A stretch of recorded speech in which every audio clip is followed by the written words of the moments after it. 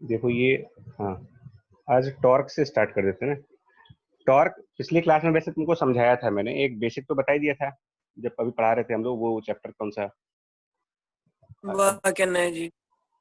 Work energy वाला। हाँ, अभी कहीं पर एक टॉर्क की बेसिक डिस्कशन हो गई थी हमारी। सर वो हम लोग जो वॉकिंग में फ्रिक्शन वाला फ्रिक्शन, हाँ हाँ डिस्कस हुआ था। उसमें उसमें बताया था आपने सर, हाँ, उसमें साइकिल डिस्कस। वाले के हाँ इसमें। हाँ हाँ हाँ हाँ।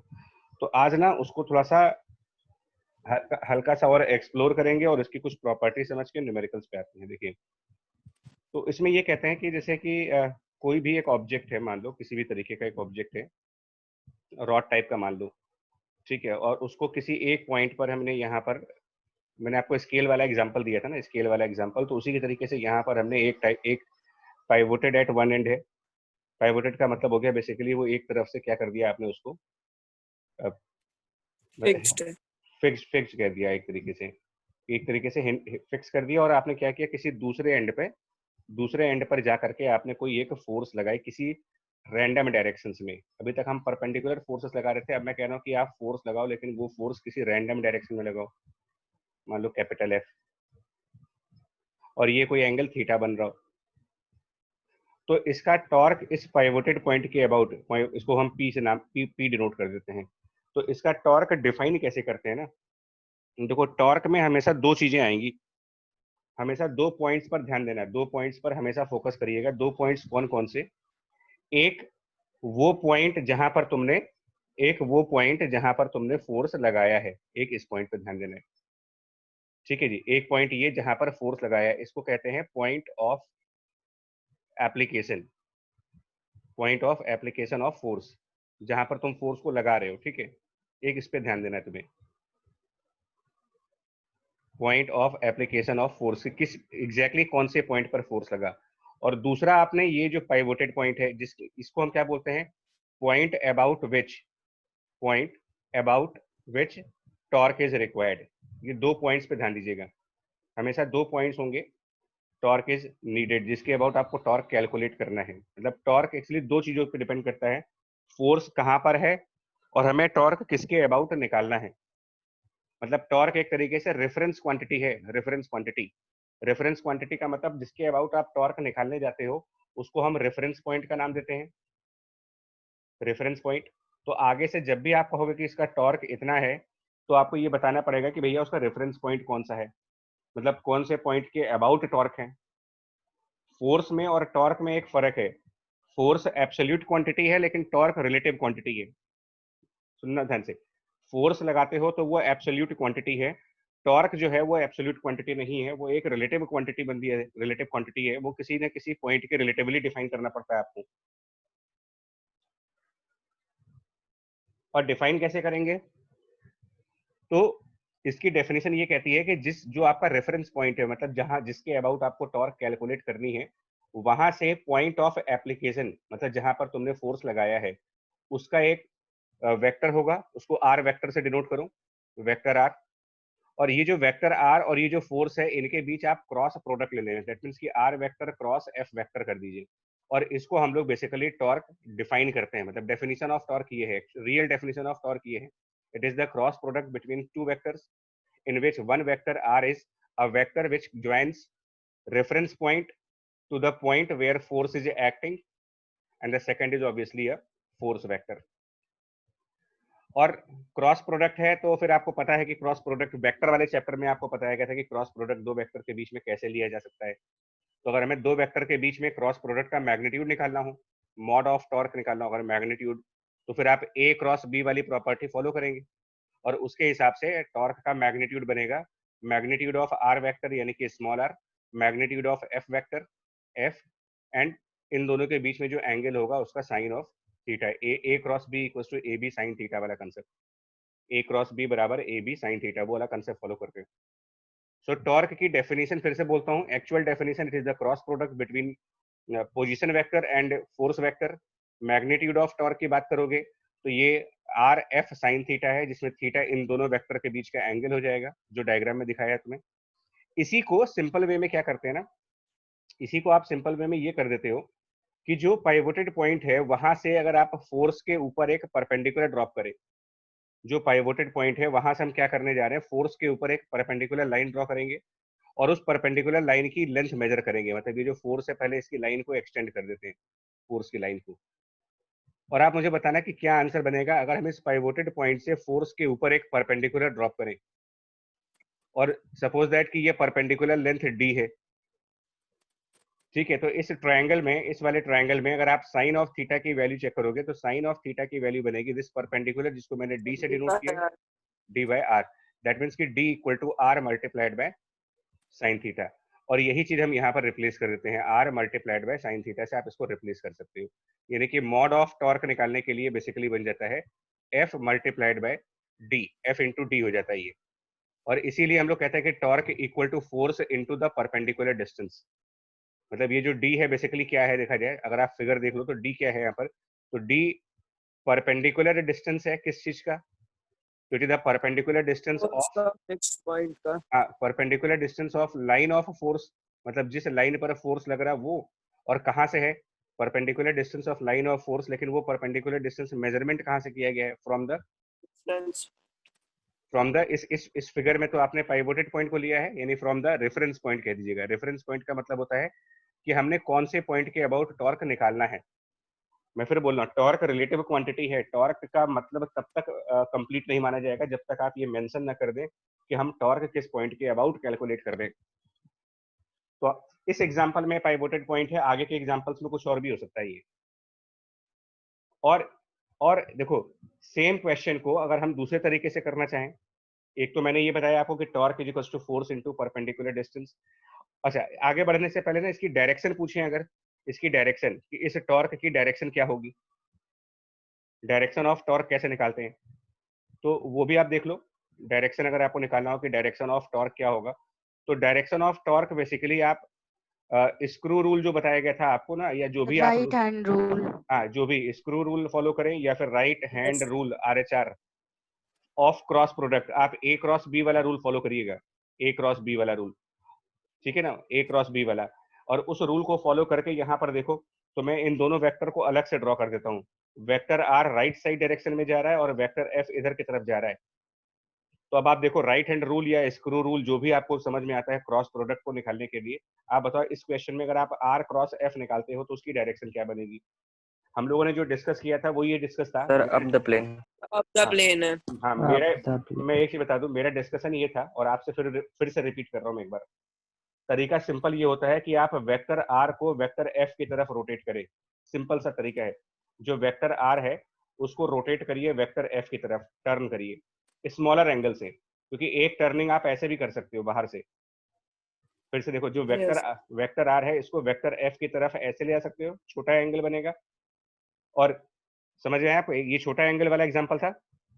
और एक काम और कर सकते थे कि हम इस वेक्टर आर को क्लॉकवाइज डायरेक्शन में घुमा करके वेक्टर एफ की तरफ ले जाएं, लेकिन ये बड़ा एंगल हो जाएगा।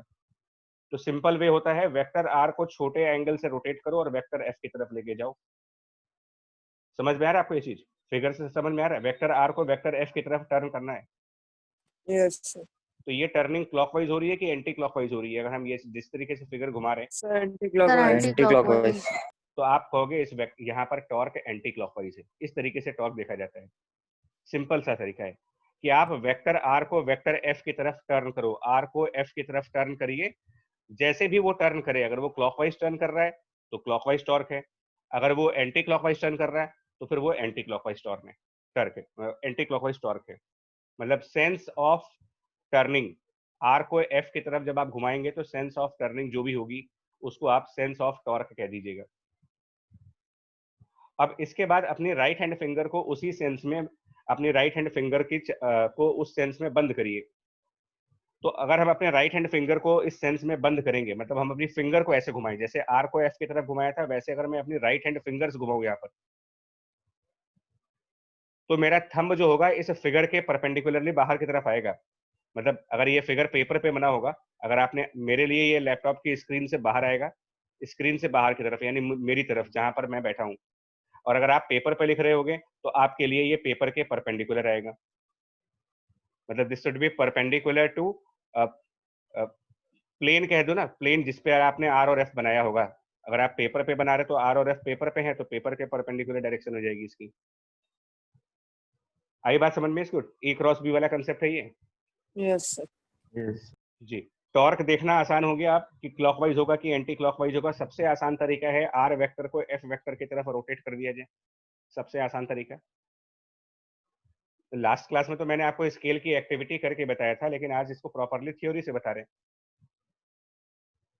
अच्छा, इसमें टॉर्क में ये काम भी कर सकते हो आप। टॉर्क निकालने के लिए एक प्रोसेस ये भी लगा सकते हो। फिर से आप इसी एग्जांपल खोलो और इसके बाद मान लो मैंने फोर्स लगाया, सेम क्वेश्चन, फोर्स किसी एंगल पर लगा रहे, सब कुछ आइडेंटिकल तरीके से चलेंगे, लेकिन टॉर्क निकालने में हम एक प्रोसेस और फॉलो कर सकते हैं। अब ये आपको देखना है कि कन्वीनियंट कौन सा है आपके लिए। तो फिर से यहाँ पर हमने इसको मान लो एक साइड पर पाइवोटेड किया हुआ है, यहाँ पर हमने दूसरे साइड पर फोर्स एफ लगाया और ये एंगल थीटा है।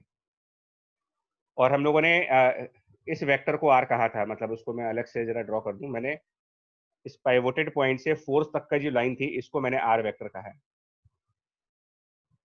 समझ आया आपको बच्चे? ये वेक्टर आर कहा है मैंने, अभी पीछे भी यही कहा था कि इसको आर वेक्टर कह दीजिए। और अभी हम लोगों ने टॉर्क के बारे में क्या कहा था कि torque is equals to R F sine theta. R F sine theta, ध्यान से देखना, torque equals to R F sine theta.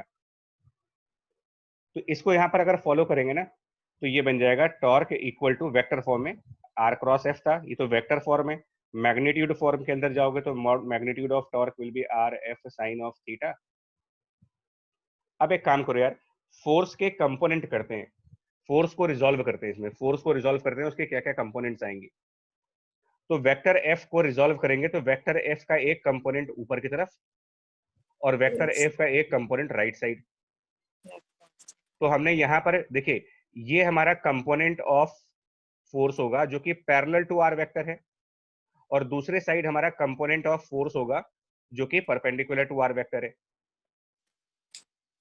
और ये जो पैरेलल टू आर वेक्टर है इसकी क्या वैल्यू है और जो परपेंडिकुलर टू आर है उसकी क्या वैल्यू है। तो अगर ये थीटा एंगल है तो ऑल्टरनेट प्रॉपर्टी से ये भी थीटा एंगल बना। तो पैरेलल टू आर वाला कंपोनेंट एफ कॉस थीटा हो गया और परपेंडिकुलर टू आर वाला कंपोनेंट एफ साइन थीटा। हाँ, तो ये जो एफ साइन थीटा है इसकी बात कर रहा हूँ। यानी आप ये भी कह सकते हो कि magnitude of torque should be equal to distance into the force perpendicular to that distance. दोनों तरीके हैं कि या तो डिस्टेंस को फोर्स के परपेंडिकुलर कंपोनेंट से मल्टीप्लाई कर दिया जाए, distance multiplied by the perpendicular component of the force, या तो ये कर लो, या फिर फोर्स इनटू परपेंडिकुलर डिस्टेंस कर लीजिए। दोनों तरीके हैं, force multiplied by perpendicular distance, ये भी टॉर्क है, सेम चीज है, या फिर distance multiplied by perpendicular force. आई बात समझ में आपको? Yes. Either distance into perpendicular force करिए या फिर फोर्स इनटू परपेंडिकुलर डिस्टेंस करिए, दोनों से सेम रिजल्ट आता है आपको। अब अगर मान लो जैसे कहीं पर मल्टीपल फोर्सेस लगे हो, फॉर एग्जांपल अगर आपसे यहाँ पर कहा जाए कि इसमें कई सारी फोर्सेस मैंने लगाई इसके अंदर, सपोज करते हैं जैसे मान लीजिए एक फोर्स ऊपर की तरफ लगाई ऐसे अपवर्ड डायरेक्शन में, एक फोर्स मान लो ऊपर की तरफ अप्लाई करते हैं, एक फोर्स हमने मान लीजिए यहाँ डाउनवर्ड डायरेक्शन में ऐसे अप्लाई कर दिया इस तरीके से, एक फोर्स हमने जो है किसी एंड पॉइंट पर लगा दिया ऐसे, किसी भी तरीके से फोर्स लगा सकते हैं ना कहीं से भी। और आपने कहा कि इसका टॉर्क निकालना है मेरे को, और लेफ्ट पॉइंट जो है इसका वो पाइवोटेड पॉइंट है, ये वाला पॉइंट। अब इनके टॉर्क्स क्या क्या बनेंगे, मान लीजिए ये फोर्स आपका 20 न्यूटन का है, ये वाला फोर्स सपोज करो 30 न्यूटन का है, और ये वाला फोर्स 10 न्यूटन का है। और ये जो डिस्टेंसेस है, ये डिस्टेंस आपकी मान लीजिए 1/2 मीटर की है, उसके बाद यहाँ से लेकर के यहाँ तक का जो डिस्टेंस है वो सपोज दैट 2 मीटर का है। तो अब इनके टॉर्क देखते जाओ क्या होंगे, और ये टोटल डिस्टेंस यहाँ से लेकर के यहाँ तक की मान लीजिए 4 मीटर की है, 3 मीटर की है। तो अगर मैं टॉर्क निकालना चाहूँ, मतलब इसको मैं F1 फोर्स कह देता हूँ, इसको F2 फोर्स कह देता हूँ और इसको F3, तो क्या रिजल्ट बनेगा देखिए, कई सारे फोर्सेस लग रहे हैं इसके ऊपर। तो टॉर्क अगर आप निकालते हो तो torque bye F1, torque bye F2 and torque bye F3, तीनों निकालेंगे। लेकिन ये भी इनकम्प्लीट है, किसके रिस्पेक्ट में निकाल रहे हैं, ऑब्लिग। तो आपको ये बताना पड़ेगा निकाल किसके रिस्पेक्ट में, मतलब रेफरेंस पॉइंट क्या है। Pivoted point, तो fixed point. हाँ, पिवट पॉइंट मान लीजिए, लेकिन कोई जरूरी नहीं है, मतलब यहाँ तो हम पिवट के अबाउट निकाल रहे हैं बट आगे कहीं और भी निकाल सकते हैं, इसलिए बार बार आपको आपको एक आदत डालनी है, अपनी हैबिट बनाओ, टॉर्क निकालते वक्त दोनों चीजें होनी चाहिए, कौन सा फोर्स और कौन सा पॉइंट। अब पहले वाले की बात करते हैं, क्या आएगा यार F1 के बारे में, सर 20 into 1/2। है ना। दो चीजें ध्यान रखना है, फोर्स इनटू परपेंडिकुलर डिस्टेंस या फिर डिस्टेंस इनटू परपेंडिकुलर फोर्स। तो F1 क्या स्ट्रेट फॉरवर्ड नहीं है, S1 के केस में डिस्टेंस 1/2 मीटर और फोर्स F1 पहले से ही परपेंडिकुलर पेयर है, वो डिस्टेंस और फोर्स पहले से ही एक दूसरे पर 90 डिग्री बना रहे हैं, 10 आ जाएगा सर। तो वो तो स्ट्रेट फॉरवर्ड हो गया, उसमें कुछ नहीं करना है। इसका मतलब हाफ इंटू 20, खत्म। F2 निकालेंगे, तो अब आप देख लो, अब आपको ये करना है, या तो आप F2 की लाइन को आगे बढ़ाइए। अच्छा, F2 का एंगल मैंने नहीं दिया, वो एंगल बता दें आपको, ये एंगल यहाँ पर 37 डिग्री मान लीजिए, और F3 का एंगल जो है वो रॉड के साथ जो बन रहा है वो 53 डिग्री मान लें।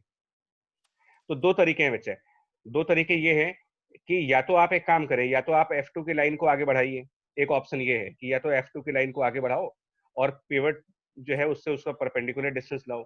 लेकिन मेरे को थोड़ा सा ये एक लेंदी प्रोसेस लगता है, बहुत हल्का सा, मतलब इससे अच्छा मैं F2 को रिजॉल्व ना कर लूं, मतलब परपेंडिकुलर डिस्टेंस निकालने से ज्यादा कन्वीनियंट मेरे को रिजॉल्व करना लग रहा है। वो तुम्हारे ऊपर डिपेंड करता है, देखो अगर यस आपको सर, कंपोनेंट ज्यादा अच्छे सॉल्व हैं। करना ज्यादा इजी है। जी वो डिपेंड करता है कि आप परपेंडिकुलर डिस्टेंस निकालना चाहते हो या कंपोनेंट। तो कंपोनेंट बताओ F2 का कौन सा कंपोनेंट होगा जो डाउनवर्ड डायरेक्शन में सर जाएगा। Sine theta sin 30 sin 37। तो 30 sin 3/5 into 30।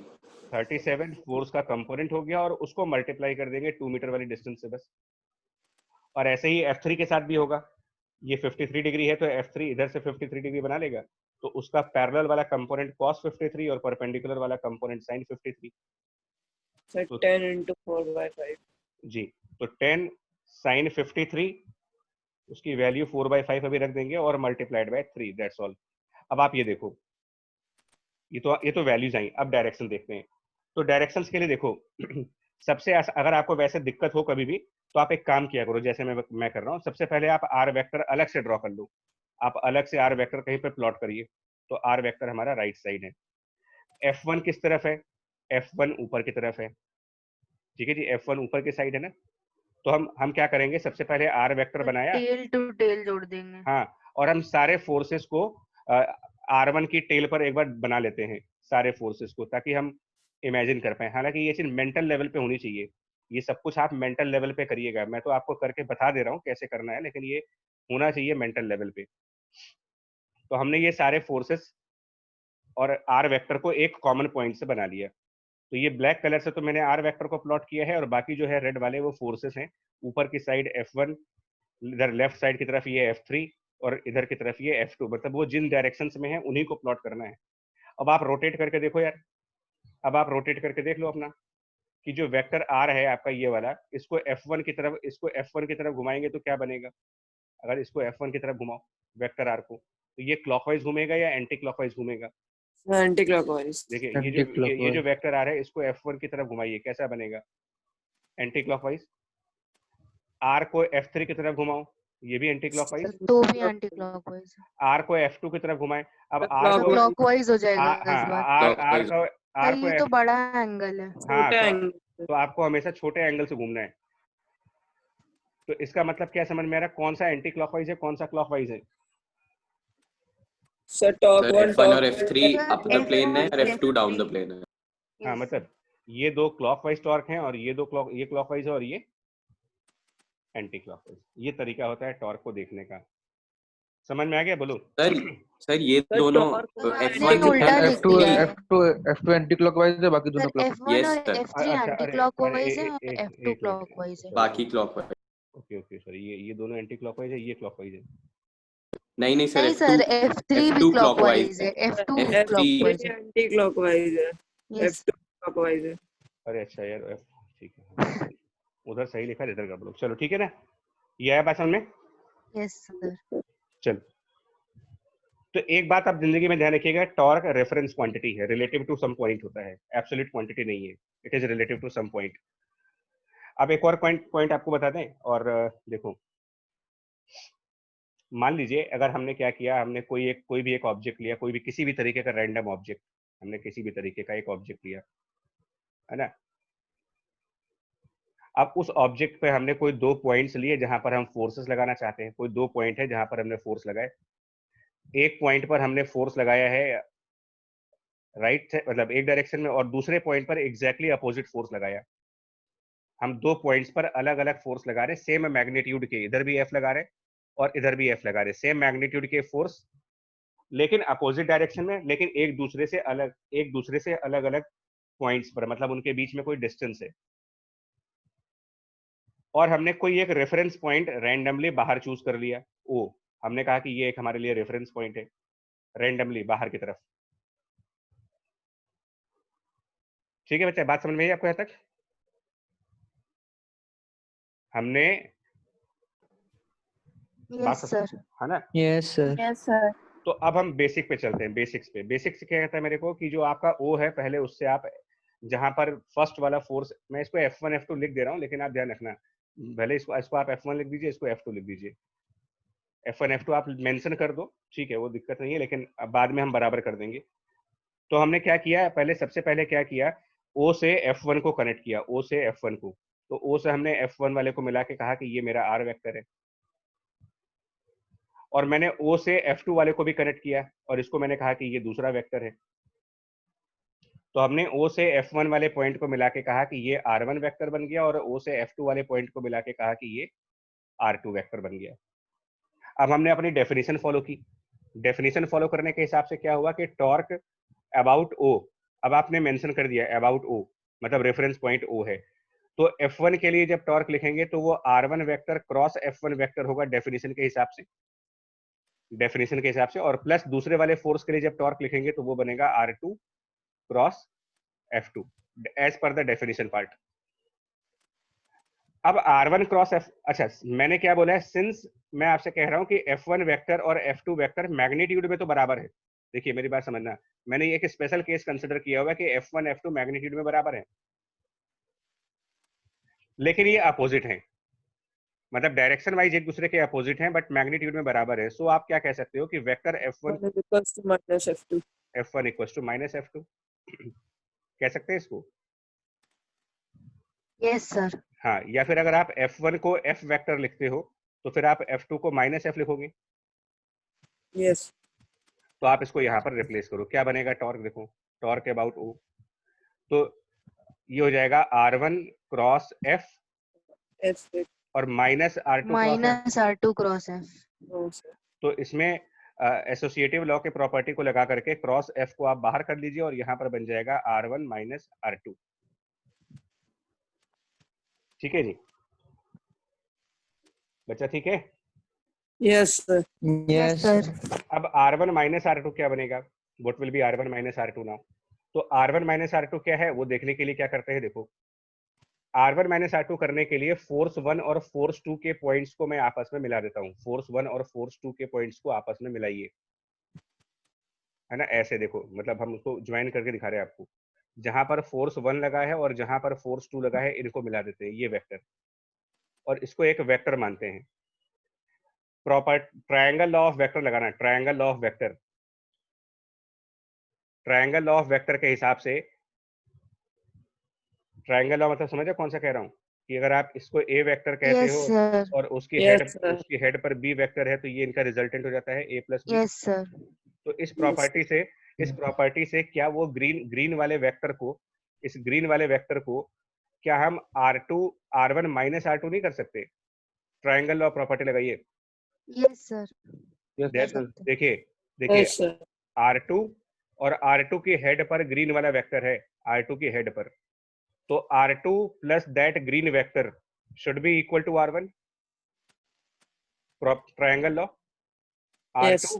R2 plus this green vector equal to R1 vector, that means कि green vector R1 minus R2 है?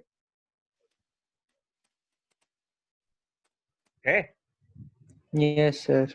यस। पक्का Yes, ना? sir. पक्का ना? पक्का। Yes sir. चलिए, तो इसका मतलब क्या हुआ कि जब टॉर्क आएगा तो वो R1 minus R2 cross F आया। ठीक है जी। अब आप मुझे बताओ, अगर मैंने रेफरेंस पॉइंट O की बजाय कहीं और O डैश चूज किया होता, मान लो दूसरी तरह O डैश मैंने रेफरेंस पॉइंट लिया होता, मैंने अपना रेफरेंस पॉइंट कहीं और चूज किया होता, तो मेरे आंसर्स में क्या फर्क पड़ता है बताइए? मेरे फाइनल आंसर में क्या आ रहा है, देखो फाइनल आंसर में मैंने अभी आपको ओ रेफरेंस पॉइंट लिया, अब मैं कहता हूं कि मैं अपना रेफरेंस पॉइंट बदल दूंगा। तो ठीक है, देखो क्या होगा जब आप रेफरेंस पॉइंट बदल दोगे, मतलब किसी और पॉइंट के अबाउट टॉर्क निकालने की कोशिश करेंगे, तो देखिए फर्क क्या पड़ेगा, मैं बताता हूं आपको। आप ओ डैश पॉइंट से पहले F1 को मिलाओगे, ये एक वेक्टर बनेगा R1। अब की बार R1 ये बनेगा ना, जैसे जैसे O से हमने F1 को मिलाया है, वैसे अब O डैश से F1 को मिलाएंगे, Yes, sir. ये R1 बनेगा। ऐसे ही O से आप F2 को मिलाओगे, ये R2 बनेगा। बोलो समझ आ रहा है यहाँ तक? Yes, sir. Yes, Yes, sir. तो क्या फिर से वही कहानी नहीं हुई? चलो मैं इसको R1 डैश कह देता ना, R1 नहीं कहते इसको, इसको R1 डैश कह दो आप। ये R1 डैश वेक्टर है, ये R2 डैश वेक्टर है। एक सेपरेट पेज पर ना इसकी बात समझाता हूँ मैं कहना क्या चाह रहा हूँ। देखिए हमने कहा कि हमारे पास दो पॉइंट्स हैं ऐसे रैंडमली, और दोनों पर फोर्स लगाई जा रही है। इस पर हमने F1 फोर्स लगाया है, एक पर हमने F1 फोर्स लगाई है, और एक पर F2 फोर्स लगाई है, मान लीजिए ऐसे, और एक पर F2। हम ना अब ऑब्जेक्ट हम नहीं दिखाएंगे, ऑब्जेक्ट के बिना दिखाते हैं आपको F1 F2। और हमने दो रेफरेंस पॉइंट्स लिए, एक बार हमने रेफरेंस पॉइंट यहाँ कहीं पर O चूज किया, और एक बार हमने रेफरेंस पॉइंट यहाँ कहीं पर O डैश चूज किया। तो पहले O वाले की जब मैंने बात की तो मैंने क्या किया कि O से F1 को मिलाया, ये एक R1 वेक्टर बना, O से F2 को मिलाया, ये R2 वेक्टर बना। मतलब ये R1 था, ये R2 था, और मैंने क्या किया, F2 वाले पॉइंट से F1 वाले पॉइंट को कनेक्ट किया था, और इसको मैंने कहा था कि ये वेक्टर जो मेरा बन रहा है ये R1 माइनस R2 है। और मैंने फाइनली जब रिजल्ट आया तो रिजल्ट ये आया कि torque about O will be equal to R1 minus R2 cross F, क्योंकि मैंने F1 को F माना था, ध्यान दीजिएगा, F1 इक्वल टू F माना था और F2 equal to minus F माना है। अब आप O डैश की जब बात करेंगे तब क्या होगा, देखो O डैश की जब बात करोगे तब क्या होगा, O डैश से आप F1 को मिलाओ, O डैश से F2 को मिलाओ, और इसको कह दो कि ये R1 प्राइम और ये R2 प्राइम, यानी R1 डैश R2 डैश है। So same green line away with तो, by itself. तो अब क्या होगा, देखिए अगर आप बेसिक से चलना शुरू करोगे, बेसिक से, तो टॉर्क क्या लिखोगे, R1 prime cross F1 plus R2 prime cross F2, ये टॉर्क लिखोगे बेसिक डेफिनेशन को फॉलो करते हुए, अगर O डैश के अबाउट टॉर्क देखना है तो। और F1 F2 के बारे में देखिए, F1 F और F2 माइनस F जब लिख देंगे तो ये बेसिकली बन जाएगा R1 prime minus R2 prime cross F। क्या इसकी वैल्यू बराबर नहीं आ रही है? सब क्या बराबर है। क्या ये जो ग्रीन Yes, sir, वेक्टर, बराबर है। क्या ये जो ग्रीन वेक्टर है ये R1 prime minus R2 prime नहीं है ट्रायंगल लॉ से? Yes, sir. Yes, sir. क्या मतलब हुआ इसका, इस कंसेप्ट का मतलब क्या हुआ कि आप रेफरेंस पॉइंट O ले लो चाहे रेफरेंस पॉइंट O डैश ले लो, सेम आंसर नहीं आ रहा है इसका? सर फोर्सेस सेम रहेंगी तो सेम आ रहा है। फोर्सेस सेम नहीं बच्चा, देखो मैंने F1 F2 को अपोजिट डायरेक्शन में लिया है और सेम मैग्नीट्यूड का है। इसका मतलब अगर मैं तुमसे ये पूछूं कि F1 प्लस F2 कितना होगा, अगर मैं पूछूं कि F1 प्लस F2 कितना होगा तो क्या बोलोगे? 0। दैट मीन्स कि नेट फोर्स 0 है। Yes, sir. आप ये कह दीजिए कि नेट फोर्स 0 है। तो यहाँ पर एक बहुत इंपॉर्टेंट कैरेक्टरिस्टिक आ जाती है टॉर्क की, कि जब कभी भी सिस्टम के ऊपर नेट फोर्स 0 होगा, जब कभी भी नेट फोर्स 0 होगा, तो फिर आप then you are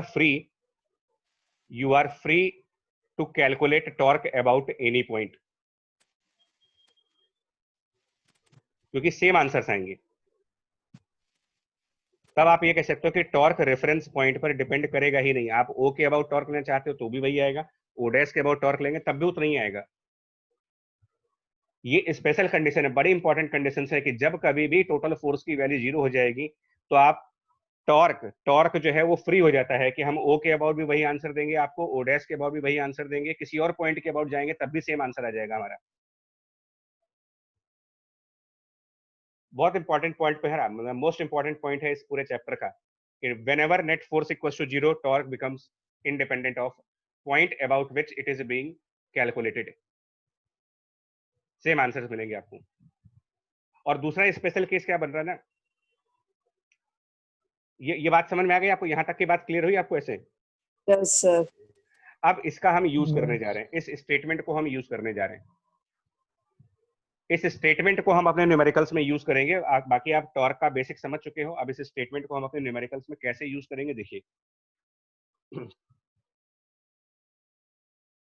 equilibrium of rigid bodies में क्या होता है कि इक्विलिब्रियम का मतलब होता है rigid body is said to be in equilibrium state if there is उसके आगे की लाइन समझते हैं क्या है।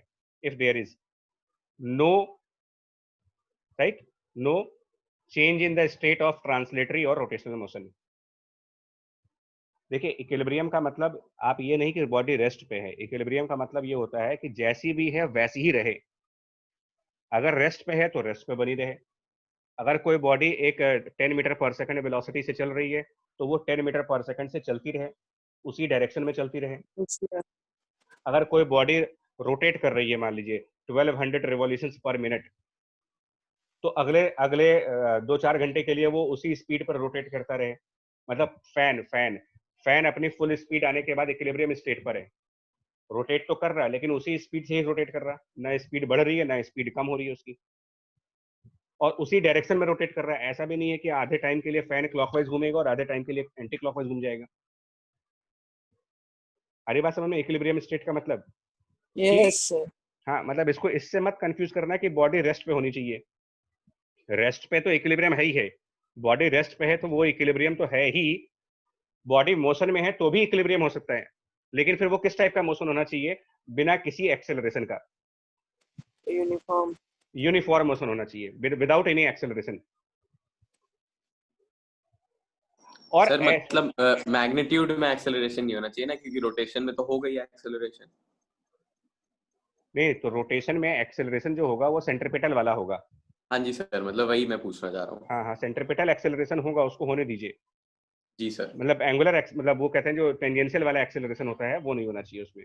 जी सर। Yes. मतलब स्पीड नहीं बढ़नी चाहिए। सुनिए तो मेरी बात, मैं इसलिए एक सिंपल वे में बोल रहा हूँ कि आप इसको ऐसे समझा करो, स्पीड नहीं बढ़नी चाहिए, चाहे वो लीनियर स्पीड हो चाहे वो एंगुलर स्पीड हो, स्पीड ना बढ़े उसकी। सिंपल वे में स्टेटमेंट दिया आपको। अगर आप लीनियर मोशन कर रहे हैं तो उसी स्पीड पर करते रहिए, एंगुलर मोशन कर रहे हैं तो भी उसी स्पीड पर करते रहिए, उसी डायरेक्शन में करिए, हम कह देंगे आप इक्विलिब्रियम पे हो। समझ में? स्पीड तो समझ जाओगे ना, स्पीड देखना आसान काम नहीं है, स्पीड को तो वॉच किया जा सकता है बच्चा लोग। Yes. Yes, sir. जी सर। ठीक है, अब इसकी कंडीशंस क्या होंगी, ऐसा कब होगा न्यूटन लॉ के हिसाब से? अब यहाँ पर फिर आप न्यूटन लॉ पे आ गए।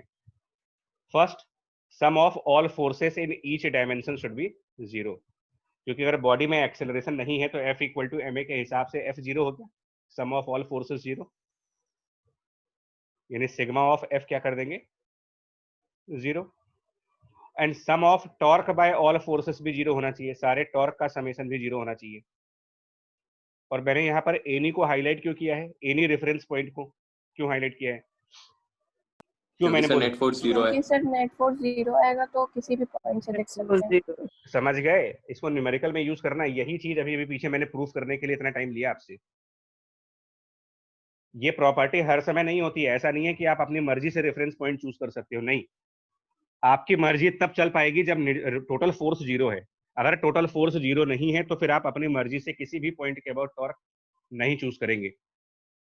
तब हम आपको आगे बताएंगे कि तब हम लोग टॉर्क बॉडी की सेंटर ऑफ मास के अबाउट कैलकुलेट करते हैं। बट अभी के लिए फिलहाल आप एनी रेफरेंस पॉइंट, ये आपकी चॉइस होगी, इसको पहले से कोई नहीं बता सकता है आपको क्या अच्छा लगता है, आपको जो भी रेफरेंस पॉइंट अच्छा लगता है वो चूज कर लेना। और एग्जांपल्स में लैडर लीनिंग अगेंस्ट वॉल, मतलब इक्विलिब्रियम के कुछ एग्जांपल्स हैं, कुछ क्वेश्चंस हैं जो हमें करने हैं अभी। तो एक लैडर है जो लीनिंग अगेंस्ट वॉल है, एक क्यूब है जो सरफेस पर रखा गया है, cone standing on the surface, car moving on the plain road with constant speed, ये सब आपके इक्विलिब्रियम के एग्जांपल हैं। तो अब हम न्यूमेरिकल करने जा रहे हैं बच्चा लोग। देखो ये दो फॉर्मूले ध्यान रखना है, sum of all forces should be 0, और वो भी ईच डायमेंशन में, मतलब एक्स डायमेंशन में भी, वाई डायमेंशन में भी, यानी हॉरिजॉन्टल में भी वर्टिकल में भी, हर तरफ फोर्स बैलेंस होना चाहिए। और किसी भी पॉइंट के about sum of torque by all forces should be 0। First example, इस एग्जांपल में देखो क्या है। अब ये किसी बुक से कॉपी है, लेकिन डेटा को छोड़ दीजिए, आप डेटा इसमें क्या दिया उसको छोड़ दीजिए। बट आप बड़ा एक फनी एग्जांपल भी है, थोड़ा सा इंटरेस्टिंग एग्जांपल है। वो जो बिल्ली मौसी है, बिल्ली है ना वो, हाँ, तो वो जो बिल्ली मौसी है तो भैया वो, बिल्ली ही है। हाँ हाँ ऊपर कैट लिखा भी है। हाँ, तो मैं ये कह रहा हूँ कि ये जो बिल्ली मौसी हैं बिल्कुल बेचारी उनको नहीं पता था कि ये जो जहाँ जहाँ जा रही हैं वो बिल्कुल आगे इनकी मौत इसका इंतजार कर रही है। ठीक है, तो ये जो पटरा आप देखते हो ना, पटरा, इस पटरे को ही हम लोग प्लैंक कहते हैं। प्लैंक पहले बता दे क्या है। प्लैंक मतलब पटरा, वो पटरा जिसपे बचपन में आप हेयर ड्रेसर के यहाँ बैठ करके बाल कटाते थे, है ना? तो Yes, sir. पटरा याद आया? 2-2.5 साल के जब रहे होगे तो पटर पे बिठा के बाल काटे जाते थे आपके। झूले में डाल देते थे ये। हाँ हाँ, झूले में डाल देते थे, तो उसी को प्लैंक बोलते हैं। एनीवे, तो ये प्लैंक अगर आप देख सको, दो स्टैंड है, मतलब एक लेफ्ट साइड पर स्टैंड है, एक राइट साइड पर स्टैंड है। दो स्टैंड के ऊपर आपने इस पटरे को डाल दिया, और पटरे का मास कैपिटल एम है और इस कैट का मास स्मॉल एम है। तो ये जो कैट है ना, वो इस पटरे पे एक साइड से दूसरे साइड चली गई, और ये कह रहे हैं कि when the cat reaches the right end, the plank just begins to tip. What is the mass of cat? तो इसको अलग से देखो यार, इसको भी इस फिगर में जो बना है उसको छोड़ दीजिए आप, इस फिगर में जो बना है उसको हटा दीजिए, तो मैंने आपके रेफरेंस के लिए कॉपी किया था। तो अलग से देखते हैं, अलग से क्या होगा, इस प्लैंक का फ्री बॉडी डायग्राम क्या बनेगा, कौन कौन से फोर्सेस लगेंगे इस प्लैंक के ऊपर। ठीक है जी, प्लैंक के ऊपर कौन कौन से फोर्सेस लगेंगे, तो आप देखो, जो ये पहला वाला स्टैंड है, लेफ्ट वाला स्टैंड, लेफ्ट वाले स्टैंड की वजह से एक नॉर्मल आएगा, राइट वाले स्टैंड की वजह से भी एक नॉर्मल आएगा। दो नॉर्मल्स आएंगे from the left stand and from the right stand. तो आप क्या करेंगे, दो नॉर्मल दिखाएंगे इसके ऊपर, एक लेफ्ट स्टैंड से और एक राइट स्टैंड से। इसके अलावा ये जो प्लैंक है उसमें मास है, तो उसका जो सेंटर पॉइंट होगा, सेंटर पॉइंट जिसको हम सेंटर ऑफ मास कहते हैं, वहां से mg दिखाएंगे, तो मिडिल पॉइंट पर mg। देखो ये इसलिए बहुत जरूरी है कि अब आप इस पॉइंट पर फोकस कर रहे हो, point of application of force important है, तो आपको पता करना पड़ेगा कौन सा फोर्स कहाँ लग रहा है, ये पता होना चाहिए। जैसे mg कहाँ पे लगेगा, तो mg बॉडी के सेंटर पे लगेगा। नॉर्मल कहाँ लगेगा, तो नॉर्मल वहां लगेगा जहां पर बॉडी सपोर्ट की गई है, जहां पर स्टैंड रखे गए हैं, वहां नॉर्मल लगेगा। तो आपके इसके बारे में पता करना है, तो मैं इसको नॉर्मल 1 कह देता हूँ, इसको नॉर्मल 2 कह देता हूँ, और इसको mg, कैपिटल mg। और मैं एक और बात करता हूँ, देखो अभी तो मैं इस क्वेश्चन को डिस्कस नहीं करेंगे, हम एक काम मानते हैं कि ये जो कैट है ये राइट वाले स्टैंड से x डिस्टेंस पे है, राइट वाले से, तो इस कैट का एक mg होगा, वेट ऑफ द कैट भी होगा mg, छोटा mg, वो इधर की तरफ होगा, डाउनवर्ड डायरेक्शन में। ठीक है, अच्छा दो, ये समझ आ रहा है जो मैं बोल रहा हूँ आपको, फोर्सेस से समझ में आ रही तुम्हें? सर जहाँ Yes, ऑब्जेक्ट sir. रखा है वहां पे नॉर्मल नहीं होगा? कहाँ पे, फिर से बोलो बोलो सर बोलो। मतलब जहाँ पे ऑब्जेक्ट रखा है ऑब्जेक्ट वो भी तो सर कांटेक्ट में है प्लैंक के, तो नॉर्मल नहीं लगेगा वहां? ऑब्जेक्ट मतलब कैट की बात करें ना? जी सर। हाँ लगेगा, बिल्कुल लगेगा। देखो लेकिन क्या होगा, ये प्लैंक इस कैट पर नॉर्मल लगाएगी, तो एक्शन रिएक्शन लॉ से कैट प्लैंक पर भी नॉर्मल लगाएगा,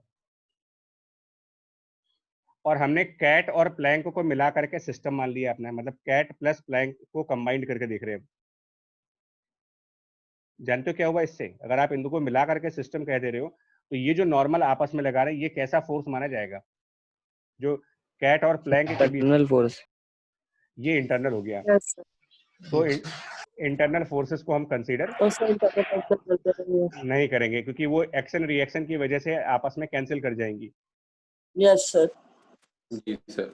हाँ, अब बताओ, चलो चलो, अब हम क्या करेंगे, ये सारे पॉइंट्स आ गए ना, जो लेफ्ट वाला स्टैंड है उसको मैं पॉइंट ए का नाम दे रहा हूँ, और राइट वाले स्टैंड को पॉइंट बी का नाम दे रहा हूँ, मतलब ये ए है और ये बी है। देखिए हम ये मानते हैं कि कैट जब मतलब एज पे नहीं गई है, एज से पहले की बात हो रही है, इस एज से जाने से पहले, मतलब बीच में जब कैट रही होगी, तो पूरा पटरा स्टेबल रहा होगा, इक्विलिब्रियम रहा होगा, इक्विलिब्रियम। तो आप क्या क्या इक्वेशंस बनाओगे, देखो, और डेटा आपको दे रखा है, प्लैंक की लेंथ 4 मीटर की है,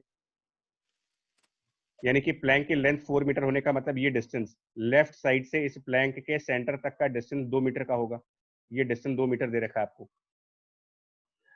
Planck is supported by the two supports 1.4 इतना, और लेफ्ट हैंड से मतलब ये जो डिस्टेंस है 0.44 मीटर, ये कहाँ से डिस्टेंस दे रखी है आपको, 0.440 मीटर डिस्टेंस कहाँ से है, तो ये लेफ्ट वाली स्टैंड का लेफ्ट वाली एज से लेफ्ट साइड से। ये डिस्टेंस आपको दे रखा है 0.440। ठीक है जी, और other other 1.50 from the right end, other is 1.50 from the right end. ये कौन सा सपोर्ट है? ये वाला सर बी के राइट साइड में। राइट साइड से दूसरा वाला एंड 1.50 मीटर पे है। ये सब जरूरत पड़ेगी आपको टॉर्क निकालने के लिए। ठीक है, अब बताओ बच्चे लोग क्या करेंगे? सुनो, अब इक्वेशंस बनाते हैं। इक्विलिब्रियम है तो इन सारे फोर्सेस का समेशन 0 होगा, यानी कि n1 plus n2 should be equal to n1 plus n2 should be equal to capital mg plus small mg। पहला इक्वेशन, फर्स्ट इक्वेशन हो गई हमारी ये वाली। Sigma f equal to 0, sum of all forces should be 0। उसके बाद आएंगे sigma torque बराबर 0। इसके लिए क्या करूं? और सिग्मा टॉर्क बराबर 0 में भी टॉर्क किसके अबाउट? तो आंसर है एनी पॉइंट के अबाउट। किसी भी पॉइंट के अबाउट लीजिए, किसी भी पॉइंट के अबाउट ले सकते हैं इसको। तो ये बताओ, देखिएगा क्वेश्चन को आप पढ़ो, क्वेश्चन को ध्यान से पढ़ना। क्वेश्चन में ये कहा गया है कि जब वो cat, when the cat reaches the right end plank just begins to tip, just begins to tip. तो ये बताओ ये कौन से स्टैंड से उठेगा? मतलब ये पटरा किधर की तरफ उठेगा? मतलब लेफ्ट साइड से ऊपर की लेफ्ट तरफ वाले स्टैंड से। मैं इसको ऐसे डायग्राम बनाऊं तो ये कैट जब राइट साइड जाएगी तो ये पटरा ऐसे उठेगा, नो सर, नो सर, ऐसे उठेगा मतलब, या फिर इधर लेफ्ट लेफ्ट लेफ्ट वाली नहीं साइड सर। से, लेफ्ट वाली सर साइड से लेफ्ट साइड से सर उठेगा। लेफ्ट साइड से ऊपर उठेगा समझ गए ना? क्लॉकवाइज डायरेक्शन में। मतलब clockwise ये ऐसे direction। लेफ्ट साइड से उठ जाएगा ना ऐसे। Yes sir. Yes sir. हाँ, तो जब लेफ्ट साइड से आप उठ जाओगे तो लेफ्ट साइड वाला नॉर्मल कितना हो जाएगा? अगर हम लेफ्ट साइड से 0। उठ गए जीरो। 0 हो जाएगा सर। तो n1 की वैल्यू 0 हो गई यहाँ पर। वैसे 0 नहीं होगी, मतलब हर समय n1 0 नहीं होगा, लेकिन तब होगा जब इन्होंने कहा है ना, इनके क्वेश्चन के हिसाब से चलो, plank just begins to tip, मतलब कि आप यहां से अपना कांटेक्ट छोड़ चुके हो, छोड़ने वाले हो, कह दिए कांटेक्ट छूटने वाला है। समझ गए n1 को 0 क्यों लिया मैंने? समझ आया आपको? Yes sir. Yes sir. हाँ, अब मैं टॉर्क बैलेंस करूंगा, तो अब मैं क्या करूंगा? Summation of torque should be 0। लेकिन आप बताओ किसके अबाउट? आपको रेफरेंस पॉइंट बताना पड़ेगा, किसके अबाउट लेना चाहते हो, अबाउट विच पॉइंट। तो वैसे तो थ्योरी क्या कहती है मुझे सर जी? सर अगर एक्सेलरेशन आ जाएगा, मतलब नीचे जाएगा, तो सर कुछ ना कुछ मोशन तो करेगा ही प्लैंक।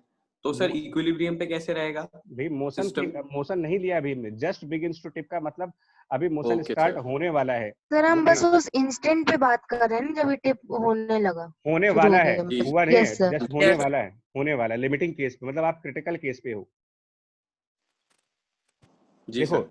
हाँ, तो टॉर्क में किसके अबाउट? तो थ्योरी में तो आप फ्री हो ना, क्योंकि जब आप नहीं। पहली कंडीशन मीट कर रही है आपकी, फर्स्ट कंडीशन आपने मीट कर ली, सिग्मा एफ 0, तो फिर दूसरी कंडीशन में तो कोई भी पॉइंट चूज करो, मर्जी आपकी है। आप चाहो तो ए पॉइंट के अबाउट टॉर्क ले लो, आप चाहो तो बी पॉइंट के अबाउट टॉर्क ले लो, आप चाहो तो प्लैंक के सेंटर के अबाउट टॉर्क ले लो। आपकी मर्जी है कि आप टॉर्क किसके अबाउट लेना चाहते हो। तो जब ये मेरी मर्जी है, तो मेरी मर्जी में मैं तो बी को चूज कर रहा हूं, मैं बी को चूज करूंगा। अब ये आपकी प्रैक्टिस का डिपेंडेंस है कि आप कैसे, ये आपकी चॉइस पे आता है। एक्चुअली मैंने बी को इसलिए चूज किया है कि बी पर एक n2 लगा हुआ है, वो एलिमिनेट हो जाएगा। अब देखो बी पॉइंट के अबाउट टॉर्क निकालते हैं, बी पॉइंट के अबाउट। तो कैपिटल mg का टॉर्क कितना होगा? Capital mg multiplied by capital mg का बी वाले पॉइंट से परपेंडिकुलर डिस्टेंस क्या है? बी वाले पॉइंट से कैपिटल mg कितनी दूर है? ये डिस्टेंस पॉइंट बी से, मतलब पॉइंट बी से ये mg की डिस्टेंस। प्लैंक 4 मीटर का था, 0.5। प्लैंक 4 मीटर का था, इसका मतलब 0.5। हाँ, 0.5। सेंटर जो है वो 2 मीटर पे है, और ये जो बी वाला पॉइंट है ये 1.5 मीटर पर है, तो बी से सेंटर 0.5 मीटर पे हुआ, तो यस सर। mg इंटू 0.5, ये इसका टॉर्क हो गया। अच्छा, स्मॉल mg इंटू उसका कितना होगा? स्मॉल mg मतलब वो जो कैट है वो इस बी से कितनी दूर है? तो cat reaches the right end, cat reaches the right end, मतलब ये बिल्कुल एज पे है इस समय, 1.5। 1.5। अब आप बताओ कौन सा क्लॉकवाइज है और कौन सा एंटी क्लॉकवाइज है, कैसे पता लगाएंगे? देखो, कैपिटल mg क्लॉकवाइज है या एंटी क्लॉकवाइज टॉर्क दे रहा है, तो कैपिटल mg के लिए क्या करेंगे? पॉइंट बी से mg तक एक आर वेक्टर बनाएंगे, पॉइंट बी से mg तक का आर वेक्टर, और mg डाउनवर्ड डायरेक्शन में है, तो ये आपने आर वेक्टर बना दिया। और mg आप डाउनवर्ड डायरेक्शन में दिखा दो। हालांकि ये मेंटली होना चाहिए आपका यार, ये बार सर बार क्लॉक क्लॉकवाइज है सर, ये बार बार मैं ड्रॉ करने में मेरे को टाइम भी लग रहा है, बट आप आपकी एक आध बार की एंटी प्रैक्टिस करा दे रहा हूँ। एंटी हाँ मतलब कैपिटल mg की सिचुएशन ये है। अब आप r को जब mg की तरफ घुमाओगे तो क्या बनेगा? सर एंटी क्लॉकवाइज हो जाएगा। जी ये है। अच्छा, और जो कैट वाला है उसके बारे में भी एक बार और दिखा देते हैं, लेकिन आगे से ना इसको आप थोड़ा सा मतलब अपनी इमेजिनेशन पे कर लोगे तो टाइम बच जाएगा आपका न्यूमेरिकल करने का, और कुछ नहीं, आप जल्दी कर सकते हो। क्लॉकवाइज। जो कैट है उसके लिए पोजीशन इस तरफ राइट साइड है, कैट बी के राइट साइड पर है, तो हम राइट साइड पर वेक्टर आर बना देंगे। क्लॉकवाइज। अब बताओ हाँ छोटे वाले mg को जब आप r की तरफ घुमाओगे तो वो क्लॉकवाइज तो क्लॉकवाइज हो जाएगा। हाँ क्लॉकवाइज घूमेगा। तो एक एंटी क्लॉकवाइज टॉर्क है और एक क्लॉकवाइज टॉर्क आ गया, और हम कह रहे हैं कि सम ऑफ ऑल टॉर्क 0 होना चाहिए। तो इसका मतलब जो एंटी क्लॉकवाइज टॉर्क है और जो क्लॉकवाइज टॉर्क है उनके मैग्नीट्यूड आपस में कैसे होने चाहिए? सर सेम होना चाहिए, इक्वल। बराबर होना चाहिए। तो mg into 0.5 should be equal to small mg into 1.5, बस ये कर दीजिए। अब आप कहोगे मैंने n2 का टॉर्क क्यों नहीं लिया? तो देखिए मैं टॉर्क कैलकुलेट कर रहा हूँ b पॉइंट के अबाउट। 0 हो जाएगा सर r से। हाँ तो b पॉइंट से n2 का कोई डिस्टेंस नहीं है ना, परपेंडिकुलर डिस्टेंस नहीं है उससे। आ रही बात समझ में कि n2 का टॉर्क क्यों नहीं लिया गया यस स्पेशली? सर। हाँ बस अब आप निकालो। कैपिटल M दे रखा है, प्लैंक का मास 7 किलोग्राम दे रखा है आपको, तो कैपिटल M आपको 7 किलोग्राम गिवन है, और स्मॉल m पूछा गया है कि कैट का मास बताइए कितना है। तो 7 इंटू 0.5 और इधर 1.5 है, जी कैंसिल, मतलब 7/3 आ जाएगा मेरे ख्याल से। आ जाएगा बच्चा? यस सर, 7/3 आएगा। Yes sir. ऐसा ही एक क्वेश्चन ये मैं छोड़ दे रहा हूँ, आप कर लीजिएगा, बस में बिल्ली की जगह पर्सन है ना, और वो भी बड़ा पर्सन भी देखो कितना खूंखार पर्सन दिख रहा है आपको, एक बात है आपको उनको दिख रहा है उन्होंने जेम्स को इन्होंने क्या ले रखा है हाथ में अपने? रेड जैसा लग रहा है। तलवार वलवार लेके बैठा है। Yes sir. सर पायरेट है। हाँ तो इसमें इससे सेम क्वेश्चन है, मतलब उसमें प्लैंक का वेट 500 न्यूटन दे रखा है, सब कुछ वैसा ही है, प्लैंक वेज 500 न्यूटन, और हाउ फार मतलब डिस्टेंस है ना, और जो पायरेट है उसका वेट 780 न्यूटन है, कहाँ तक जा सकता है before the plank tips and ही फॉल्स। तो कितनी दूर, मतलब ये एक्स निकालना है तुमको कि ये कहाँ तक जा सकता है। जैसे पिछले वाले में बिल्ली जो थी वो एज तक चली गई थी, ये एज से पहले ही पलट जाएंगे, भारी है ना ये। Yes sir. तो अब इसको अगर आप करना चाहोगे तो मैं हिंट कर दे रहा हूँ, देखो क्या होगा, फोर्सेस कैसे लगेंगी। एक तो इनका वेट लगेगा नीचे की तरफ, जो पायरेट है उसका वेट दिखा दो, ये इसी फिगर में दिखा दे रहे, एक इसमें इसका वेट दिखा देंगे, एक इस प्लैंक का वेट दिखाओगे, एक जहां लेफ्ट साइड पर ये प्लैंक सपोर्ट किया जा रहा है इसके नॉर्मल दिखाएंगे, और एक ये जो हिंज है मतलब पाइवोटेड है वहां से एक नॉर्मल दिखा दीजिए फोर्स। ये 4 फोर्सेस लगेंगी इसके, इसको F1 F2 या N1 N2 मान लीजिए, जैसे भी मानना है। प्लैंक का वेट 500 न्यूटन का है और उस पैरेट का वेट जो है वो 780 न्यूटन का है। अभी कर लोगे सिमिलर तरीके से या मैं करूं इसको? फोर्सेस बैलेंस कर करना है लेंगे सर। और टॉर्क बैलेंस करना है, हो जाएगा बच्चा? Yes sir. जी चलिए सर। नेक्स्ट पे आओ। टॉपलिंग ऑफ कार का एक एग्जांपल लेना है। टॉपलिंग ऑफ कार, कई बार कार पलट जाती है मुड़ते समय, स्पेशली टर्न करते समय कई बार गाड़ी जो है पलट जाती है, ऐसे देखा है आपने कभी कि पूरी? यहाँ सब एरिया में पलट जाते हैं। अब तो गाड़ी विकास पलटना दुबे के केस में अब तो गाड़ी पलटना वर्ल्ड फेमस हो चुका है, तो कि गाड़ी कैसे पलटती है, वो भी सीधी रोड पे। मतलब ये तो मुड़ते वक्त, फिजिक्स में तो मुड़ते वक्त पलटती है, यूपी पुलिस की गाड़ी सीधी रोड पे पलट जाती है, सर और वो भी हाईवे पे सर। वो भी हाईवे पे, मतलब वो भी इतनी अच्छी गाड़ी, जो मतलब खाली है।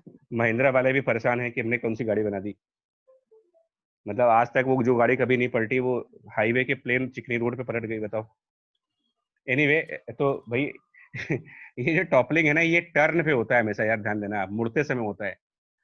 चलते चलते सीधी रोड पे आज तक तो मैंने नहीं देखा कोई गाड़ी पलट गई हो ऐसे ही। तो ऐसा क्यों होता है, मुड़ते समय गाड़ियां पलट क्यों जाती हैं, है ना? ऐसा क्या हो जाता है, मतलब उनके मुड़ने में क्या है, ड्राइवर या तो ड्राइवर पढ़ा लिखा नहीं है, मतलब ड्राइवर प्रोफेशनल नहीं है, ऐसा कुछ हो सकता है, या तो टायर खराब थे, कुछ तो होगा ना यार। टॉर्क ज्यादा लग गया। देखो कोशिश कर रहे हैं आपको एक कार की थोड़ी सी वैसी इमेज बनाने की, है ना। थोड़ा सा ट्राई करते हैं यार, कार बार ऐसे समझ लेना भाई, ऐसे पीछे कार टाइप की है और ये इसके 2 पहिए हैं। मतलब आप इसको बैक साइड से देख रहे हो, बैक साइड से, कार के बैक साइड से देख रहे हैं इसको, तो ये 2 पहिए, टोटल तो 4 पहिए होंगे, लेकिन अगर आप इमेज देखोगे तो आपको 2 पहिए दिखाई पड़ते हैं, 2 पीछे होते हैं इसके, ठीक है। तो कभी भी आप देखेंगे तो 2 व्हील्स दिखाई देंगे, ठीक है। आपको मैं इसी पिक्चर में दिखा देता हूँ, ज्यादा बेटर तरीके से समझ जाओगे। इसी में जो एक्चुअल पिक्चर है इसी में देख लो, इसी में इसको मुड़ा देते हैं ना, इसी में टर्न करा देते हैं। देखिए आप यहीं पर मान लो कि ये टर्न कर रही है, मुड़ने वाली है गाड़ी, ऐसे मान लीजिए आगे जो रोड है वो टर्न कर रही है और टर्न करते वक्त पलट गई है। हालांकि ये इस तरफ टर्न नहीं कर रही होगी, बिकॉज अगर जो मैंने टर्निंग बनाई है तो ये जो बाकी के 2 डायग्राम से वो गलत हो जाएंगे मेरे। बाकी के 2 डायग्राम मतलब गाड़ी किस तरफ पलटती है, कौन से साइड से पलटेगी, ये डिपेंड करता है कि आप टर्न किस साइड से कर रहे हो, साइड में टर्न करती है उसके। जानते हो। हाँ, ये एक्चुअली में फिगर ये होना चाहिए, अगर मैं सही फिगर बनाऊं तो ये ऐसे टर्न कर रही होगी गाड़ी। बोलो सही है चीज, यस यस सर। या पहले वाला सही था? टर्न किस तरह से कर रही होगी, आइडिया बताइए। या तो ऐसे टर्न कर रही है, जो अब सर, नहीं सर, ये बाद वाला सही है। बाद यस वाला 2 सही है वाला सर, सही है सर, 2। 2 वाला सर। देख लो टर्निंग, देख लो उसकी कौन सा पहिया 2 उठा है, वाला। ठीक है, समझ गए। अब मैं आपको बताता हूँ कौन सा सही है।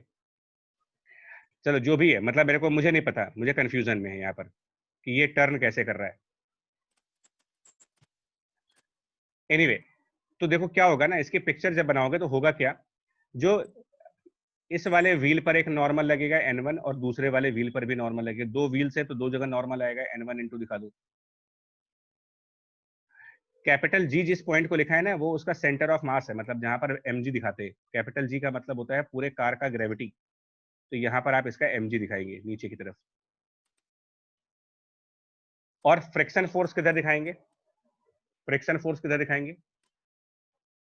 देखिए, तो हम इस 1 वाले को मानते हैं, हम फिलहाल ये मान के चूज कर रहे हैं। सपोज हमने इसको माना है कि ये वाला टर्न है, अगर गलत होगा तो अपने आप साबित हो जाएगा, लेकिन हमने ये माना है। तो पीछे मैंने आपको बताया था, अभी जो पीछे वाली क्लास हुई थी, फ्रिक्शन इज नाइस थिंग वाले लेक्चर में, कि हमारी वॉकिंग और ड्राइविंग में जो भी एक्सेलरेशन हमको मिलती हैं वो किसकी वजह से मिलती हैं? सर फ्रिक्शन की वजह से। हाँ, वॉक करने में और ड्राइव करते समय ध्यान रखिएगा, वॉकिंग एंड ड्राइविंग 2 चीजें ऐसी हैं जहां पर आप जो कुछ भी कर रहे हो, आपका जो भी एक्सेलरेशन है वो सिर्फ और सिर्फ किसकी वजह से हो सकता है? फ्रिक्शन की वजह से हो सकता है, क्योंकि बाहर से वही फोर्स लग रहा है, बाकी सारी फोर्सेस कार के अंदर है। एक्सटर्नल फोर्स खाली फ्रिक्शन है, बाकी सब अंदर है, इंजन अंदर है, आदमी लोग अंदर कार के बैठे हैं, तो एक्सटर्नल फोर्स में फ्रिक्शन हो सकता है। नॉर्मल और एमजी कभी बॉडी को एक्सेलरेट नहीं करते क्योंकि ये आपस में बैलेंस हो जाते हैं। तो अगर हम इस गाड़ी को टर्न कर रहे हैं, यानी सर्कुलर मोशन कर रहे हैं, टर्न करने का मतलब हम इसका सर्कुलर मोशन कर रहे हैं, तो सर्कुलर मोशन के टाइम पर एक्सेलरेशन किस तरफ आनी चाहिए? अगर हम इस गाड़ी को सर्कुलर मोशन पे लेके जा रहे हैं तो फिर आप सर्कुलर मोशन की towards the centre. Towards toward centre सीखिए। सेंटर। इसका मतलब एक्सेलरेशन टुवर्ड सेंटर है, ये डायरेक्शन ऑफ ए है। और एक्सेलरेशन हमेशा एक्सटर्नल फोर्स से आता है, एक्सटर्नल फोर्स लगाना पड़ेगा। Yes sir. और सिर्फ एक ही एक्सटर्नल फोर्स यहाँ पर काम करता है, वो रोड की वजह से फ्रिक्शन फोर्स। इसका मतलब फ्रिक्शन दोनों टायर्स पे अंदर लगेगा। एक को आप F1 से डिनोट करेंगे, एक को F2 से डिनोट करिए। और अब मैं इक्वेशंस लिख रहा हूं इसकी। पहली इक्वेशन N1 प्लस N2 वो mg हो गया कार के वेट के बराबर, बोलिए। Yes sir.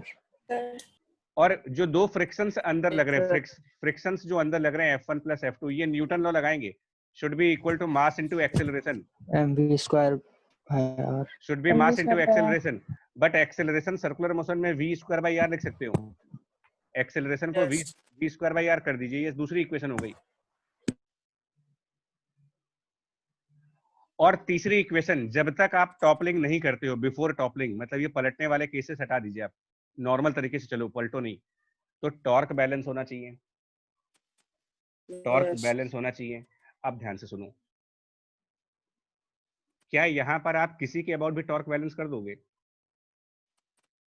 क्या सारे फोर्सेस का समेशन 0 है? No no sir, sir. Sir यहाँ नहीं कहीं पे भी नहीं कर सकते। क्योंकि ईच डायमेंशन वर्टिकल हॉरिजॉन्टल दब, तो वर्टिकल तो चलो बैलेंस समझ में आता है कि वर्टिकली N1 और N2 मिल करके mg को बैलेंस कर देंगे, समझ आता है। F1 और F2 तो दोनों सेम डायरेक्शंस में है, इनको कौन बैलेंस करेगा? तो ये बैलेंस तो हो नहीं रहे, ये तो एक्सेलरेट कर रहे हैं बल्कि गाड़ी को। Yes sir. तो आप टॉर्क किसी के अबाउट भी बैलेंस नहीं कर सकते, यहाँ पर आपकी वो फ्रीडम खत्म हो गई। अब आप टॉर्क किसी और के अबाउट बैलेंस नहीं करेंगे। Centre of mass. हाँ, अब आप टॉर्क जो निकालेंगे वो सेंटर ऑफ मास के अबाउट ही 0 कर सकते हैं, उसके अलावा नहीं कर सकते। सेंटर ऑफ मास मतलब ये कैपिटल जी वाला पॉइंट। अब इसके लिए कार की स्पेसिफिकेशन चाहिए होगी, कार की स्पेसिफिकेशन। तो हम स्पेसिफिकेशन में h मानते हैं height of centre of mass, मतलब ग्राउंड से जो कार का सेंटर ऑफ मास है, मतलब ये हाइट कह रहा हूँ, रोड से कैपिटल जी कितनी हाइट पर है कार, वो तो डिपेंड करता है कार के डिजाइनिंग पे कि उसका ग्राउंड क्लियरेंस कितना है। कुछ कारों का ग्राउंड क्लियरेंस लगभग 0 होता है, स्पोर्ट्स कार वगैरह टाइप देख लीजिए, और कुछ का ग्राउंड क्लियरेंस बहुत ज्यादा हो तो उसके नीचे आप जाकर के सो सकते हो, लेट सकते हो। तो depending on ground clearance of the car and the design of car, उसका सेंटर ऑफ मास यानी कैपिटल जी कितनी हाइट पर है वो डिपेंड करेगा। प्लस दोनों टायर्स के बीच में डिस्टेंस कितनी है, मतलब दोनों तरफ की जो टायर्स हैं इनके बीच में डिस्टेंस वो कितना है, उसको मैं डी मान लेता हूँ, डिस्टेंस बिटवीन टायर्स।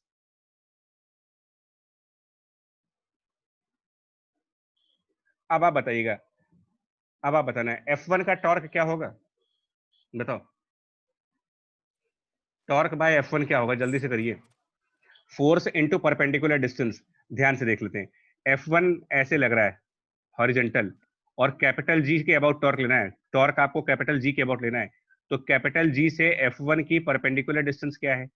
F1 जो हॉरिजॉन्टल साइड पे लग रहा है सर ऐसे, एच वाली जो है। हाँ, और कैपिटल जी से उसका डिस्टेंस लेंगे तो ये हाइट के बराबर नहीं आ जाएगा? Yes sir. Yes sir. और F2 का भी सेम होगा। Yes sir. तो फिर यस टॉर्क क्या बनेगा? F1 इंटू एच और F2 इंटू एच। अगर आप डायरेक्शन देखना चाहते हो तो मैं फिर से आपको बता दे रहा हूँ, कैपिटल जी से F1 की बात कर रहे हैं, कैपिटल जी। तो कैपिटल जी से तुमको F1 को मिलाओ, कैपिटल जी से F1 को मिलाना पड़ेगा, तो ये थोड़ा सा एंगल पे मिलेगा। अगर आप कैपिटल जी से F1 को मिलाओगे ना तो ये कुछ ऐसे बनेगा, ऐसे। तो मैं अलग से तुमको दिखा दे रहा हूँ, कैपिटल जी से तुमने F1 को मिलाया, ये हो गया आर वेक्टर, और F1 लेफ्ट साइड है, F1 लेफ्ट साइड लग रहा है, तो हमने लेफ्ट साइड पर F1 दिखा दिया। अब बताओ आर को F की तरफ घुमाने पर क्लॉकवाइज घूमेगा या एंटी क्लॉकवाइज घूमेगा? ये चीज आपके मेंटल होनी चाहिए, देखो ये चीज मेंटल लेवल पे होनी चाहिए, ये काम मेंटल लेवल पे करिए कि आप कैपिटल जी से, क्लॉकवाइज हो हाँ, जाएगा। आप कैपिटल जी से F1 को मिला लो, ये आर वेक्टर बन गया। कैपिटल जी से F1 की तरफ जाओ, आर वेक्टर बन गया। अब आर को F1 की तरफ घुमा के देखो क्या बन रहा है ये। Clockwise direction. हाँ, तो क्लॉकवाइज। अच्छा, अब मैंने कैपिटल जी से F2 को मिलाया, कैपिटल जी से F2 को मिलाया, ठीक है जी, F2 को मिलाया, और इसको टुवर्ड्स F2 रोटेट कर देते हैं स्मॉलर एंगल से। तो इसको जब टुवर्ड्स F2 रोटेट करेंगे तो कैसे रोटेट होगा, मतलब बताइएगा। कैपिटल जी से आपने F2 को मिला के ये r sir vector, anti clockwise हो जाएगा इस बार। बच्चा अच्छा ध्यान से देखो, एक मिनट हम आपको बना के दिखाते हैं। कैपिटल जी से जब सर F2 को, क्लॉकवाइज ही होगा। तो क्लॉकवाइज ही होगा। ये बनेगा आर। तो अच्छा आप नहीं है सर। हाँ इधर से घुमाओगे या इधर से घुमाओगे, किधर से, अगर ये आ रहे तो छोटा एंगल ये नहीं सर, छोटे एंगल से छोटे वाले घुमाएंगे सर। एंगल से। हाँ, क्योंकि अगर हम इधर से जाएंगे तो बहुत बड़ा एंगल बनेगा, वो ज्यादा बड़ा एंगल हो जाएगा। समझ में आ रहा है आपको, आ रहा है समझ में? Yes sir. Yes sir. तो ये दोनों के दोनों क्लॉकवाइज टॉर्क हैं। Sir hmm, sir centre of mass से डिस्टेंस F1 F2 का h कैसे आया? परपेंडिकुलर डिस्टेंस लेने होता ना, परपेंडिकुलर डिस्टेंस। तो अ, तो सर मतलब अच्छा उसको एक्सटेंड कर दिया उस साइड और h आ गया। अच्छा F1 रोड के पैरेलल है तो रोड का डिस्टेंस ले लेंगे। सर जी एक सर। तरह से वेक्टर की पैरेलल शिफ्टिंग करके और एच के पास ले गए हम लोग। हाँ हाँ हाँ हाँ हाँ, बिल्कुल। अरे मतलब रोड की डिस्टेंस भाई, फ्रिक्शन तो रोड के पैरेलल है ना, तो रोड का डिस्टेंस यस निकालना है सर। तुमको, तो रोड से तो h डिस्टेंस पे ही है वो। ये दोनों हो गए आपके क्लॉकवाइज, ठीक है जी। N1 की बात करते हैं जरा, N1 का टॉर्क पहले आप उसका डायरेक्शन देख लेते हैं यार, पहले डायरेक्शन दिखा दें आपको। N1 के टॉर्क की डायरेक्शन देखो क्या होगी, कैसे पता लगाओगे? तो N1 का डायरेक्शन ऊपर है, N1 का डायरेक्शन ऊपर है ना। अब हम सेंटर ऑफ मास से N1 की तरफ चलते हैं, तो सेंटर ऑफ मास से N1 की तरफ जाने का मतलब लेफ्ट साइड पर जाओगे, लेफ्ट साइड। और लेफ्ट साइड जा करके जब आप N1 की तरफ घूमोगे तो कैसे होगा? अगर आप लेफ्ट साइड से चले जाओ, देखिए सेंटर ऑफ मास से N1 की तरफ जाने का मतलब लेफ्ट साइड चले जाओ। लेफ्ट साइड जा करके अब आपसे कहा जाए कि इस वेक्टर को N1 की तरफ रोटेट करिए, तो ये कैसा रोटेशन करेगा N1 की तरफ? क्लॉकवाइज। तो क्लॉकवाइज सर। क्लॉकवाइज होगा। यानी N1 भी क्लॉकवाइज टॉर्क दे रहा है। समझ में आया आपको? Yes sir. तो ये भी यहाँ पर ऐड हो गया, N1 भी इसके साथ ऐड हो गया। लेकिन N1 कितने डिस्टेंस पर है? N1 इस ग्रेविटी वाले पॉइंट से कितने डिस्टेंस पे? ये जो G वाला सर पॉइंट है, कार की विड्थ का आधा। D/2। D/2। मतलब जो टायर्स के बीच डिस्टेंस है उसका आधा नहीं हो जाएगा ये? D by yes sir. Yes sir. Yes into D by two. अब आइए N2 पे, पहले उसका डायरेक्शन देख लेते हैं। तो N2 के लिए आप सेंटर से राइट साइड चलो। T clockwise sir. अब राइट साइड आ गए, अब हाँ, इस राइट साइड वाले को N2 की तरफ घुमाओ, ये कैसा तो घूमेगा? एंटी क्लॉकवाइज हो जाएगा ये। समझ गए? टॉर्क देखना कि डायरेक्शन देख सकते हो अब। Yes sir. तो ये इक्वल टू, यस सर। अब ये इक्वल कर दीजिए, क्योंकि बाकी तीन क्लॉकवाइज हैं और ये एंटी क्लॉकवाइज था, तो तीनों क्लॉकवाइज टॉर्क को ये अकेला एंटी क्लॉकवाइज टॉर्क क्या कर देगा? बैलेंस कर देगा। यानी ये सेकंड इक्वेशन हुई, सॉरी थर्ड इक्वेशन। अब आप इस पूरी वर्किंग से मुझे ये बताओ कि N2 बड़ा है कि N1 बड़ा है? सिंपल सा बताना, कौन सा नॉर्मल ज्यादा है इसमें? N2। N2, क्योंकि देखिए लेफ्ट साइड में N1 के साथ F1 F2 ऐड है, ठीक है, N2 बड़ा है। तो क्या N2 बड़ा है मतलब N2 की N1 छोटा है, N2 ज्यादा है? एक बात बताओ, इसका मतलब सेंटर के पास वाला टायर पे ज्यादा नॉर्मल है या सेंटर से दूर पे? सेंटर मतलब जो आप टर्न कर रहे हो उसका सेंटर, जिस सर्किल पे आप टर्न कर रहे दूर हो वाले पे। उसके दूर वाले दूर पे वाले पे। सर। सेंटर के पास वाले टायर पे कम नॉर्मल लगता है और सेंटर से दूर वाले टायर पे ज्यादा नॉर्मल लगता है। तो इसका मतलब अगर कोई, जहाँ नॉर्मल है तो जहां ज्यादा नॉर्मल है वो चीज कांटेक्ट कैसे छोड़ सकती है? कांटेक्ट तो वहां छूटेगा जहां कम नॉर्मल है। Yes sir. तो अगर इस केस में कोई टायर उठेगा तो ये सेंटर के क्लोज वाला टायर उठेगा या सेंटर के दूर वाला टायर उठेगा? तो क्लोज वाला Close उठेगा। वाला। क्लोज वाला सर। हाँ, इसका मतलब ये जो सेकंड फिगर बनाई है क्या ये इस टाइप के टर्न पे है या सेकंड वाले टर्न की है? सेकंड टर्न पे सर। हाँ हाँ, मतलब आप हमेशा टायर बाहर वाला उठता है, जो सेंटर से दूर वाला टायर होता है ना वो उठ जाता है। गाड़ी तो हमेशा ऐसे पलटेगी ना भाई। यानी ये हमने जो वन बनाया गलत हो गया ये मेरा। अगर सेकंड और थर्ड फिगर के रिस्पेक्ट में बात करूं तो सेकंड और third figure circular turn one के रिस्पेक्ट में नहीं होंगे, वो सर्कुलर टर्न टू के रिस्पेक्ट के डायग्राम्स होंगे। आई बात समझ में? Yes yes sir. सर। अब अगर आपसे पूछा जाए कि ओवर टू अवॉइड ओवरटर्न क्या करना चाहिए भाई? ओवरटर्न ना हो तो क्या करें to avoid overturn? Normals equal होने चाहिए। नहीं नहीं नहीं, ये बताओ क्रिटिकल केस तो में। स्लो देखिए, चलना चाहिए। नहीं स्लो मतलब कितना स्लो? देखिए ये बताओ, आपको जो डायग्राम चल रहा है ना उसके हिसाब से आपका कौन सा नॉर्मल कम चल रहा है? N1 कम चल रहा है या N2 कम चल रहा है? सर N1 N1 कम N1 चल की रहा है।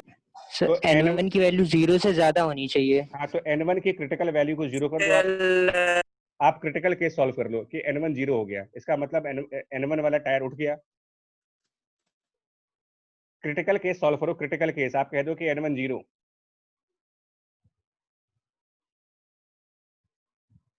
बात समझ में है कि गाड़ी पलटने वाली है। Yes sir. N1 zero. जैसे ही आप N1 जीरो करेंगे फर्स्ट इक्वेशन से आपको N2 बराबर mg मिल जाएगा। बोलो। Yes yes sir. अब आप थर्ड इक्वेशन में क्या करेंगे? थर्ड इक्वेशन में सुनना, थर्ड इक्वेशन में ये जो F1H प्लस F2H है उसमें से H कॉमन ले लो और F1 प्लस F2 को सेकंड नंबर की इक्वेशन से mv स्क्वायर बाय r कर दो, सेकंड नंबर इक्वेशन से, प्लस N1 तो जीरो कर दिया और N2 को फर्स्ट इक्वेशन से mg कर दो, N2 को फर्स्ट इक्वेशन से mg, और यहाँ पर d/2 कर दीजिए। बस इससे v निकाल लो कितना आता है। यहाँ से आप v सॉल्व कर लीजिए। ये v आपकी क्रिटिकल स्पीड है, मतलब इससे ज्यादा करेंगे तो पलट जाओगे आप। इससे कम चलो, इस स्पीड से कम चलना पड़ेगा आपको।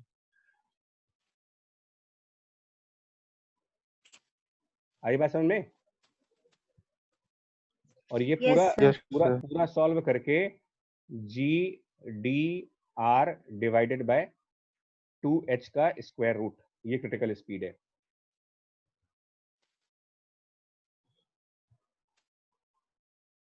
मतलब एक तरीके से ये मैक्सिमम स्पीड है। अब आप ये डेंजर सिग्नल है, इसके बाद गए तो पलटे।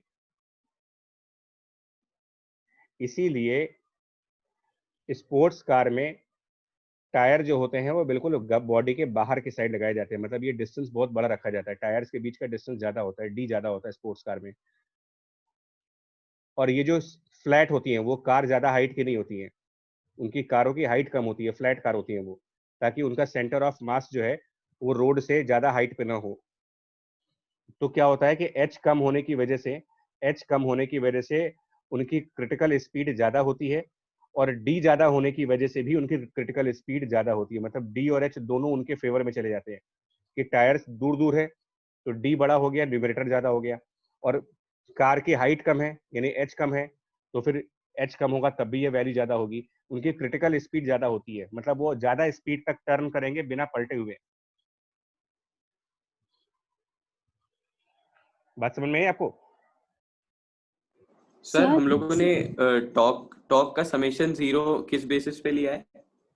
क्योंकि पलट नहीं रही है ना गाड़ी, टॉर्क रोटेट कहाँ हो रही है, ये रोटेशन थोड़ी अच्छा, है। तो वही जस्ट बिफोर टॉपलिंग ना वो हाँ लिया है। हाँ। जी सर। सर एक बार ये आखिरी क्वेश्चन आपने कैसे बताई है, दोबारा बता देंगे? आखिरी इक्वेशन हमने देखो ये की है, हमने थर्ड इक्वेशन पर फोकस किया। थर्ड इक्वेशन के जो पहले दो टर्म है F1H और F2H, उसमें से H कॉमन ले लिया और F1 प्लस F2 को मैंने सेकंड नंबर की इक्वेशन से Yes, sir. F1 plus F2 को रिप्लेस कर दिया mv²/r से। ठीक, और Okay, sir. N1 0 हो गया, Yes, sir. और N2 को फर्स्ट नंबर की इक्वेशन से, क्योंकि जब N1 0 हो जाएगा तो फर्स्ट इक्वेशन से N2 बराबर mg हो जाएगा, Yes, वो sir. मैंने यहाँ पर पुट किया है। Okay, sir. आ गया। सर हाँ सर यहाँ पर अगर हम लोग का ये बोल रहे हैं कि सर कांटेक्ट छूट जाएगा, तो सर फोर्स को मतलब वो फ्रिक्शन को सर हम लोगने 0 क्यों नहीं लिया F1 को? मैं बोल रहा हूँ बच्चा, आप किसको F1 को आप सर, देखो। अच्छा मेरी बात सुनो, मैं क्या कह रहा हूँ, ये एक्चुअली जब हम 0 लेके सॉल्व करते हैं ना बच्चा, तो ये हम क्या एक्चुअली होना ये चाहिए कि N1 0 से बहुत मतलब आप 0 कहने का मतलब क्या होता है ना, कि ज्यादा बेटर वर्ड मेरे लिए ये होगा, मैं आपको समझा देता हूँ कि N1 0 टेंडिंग मत टू मान, जीरो। N1 Tending हाँ to zero.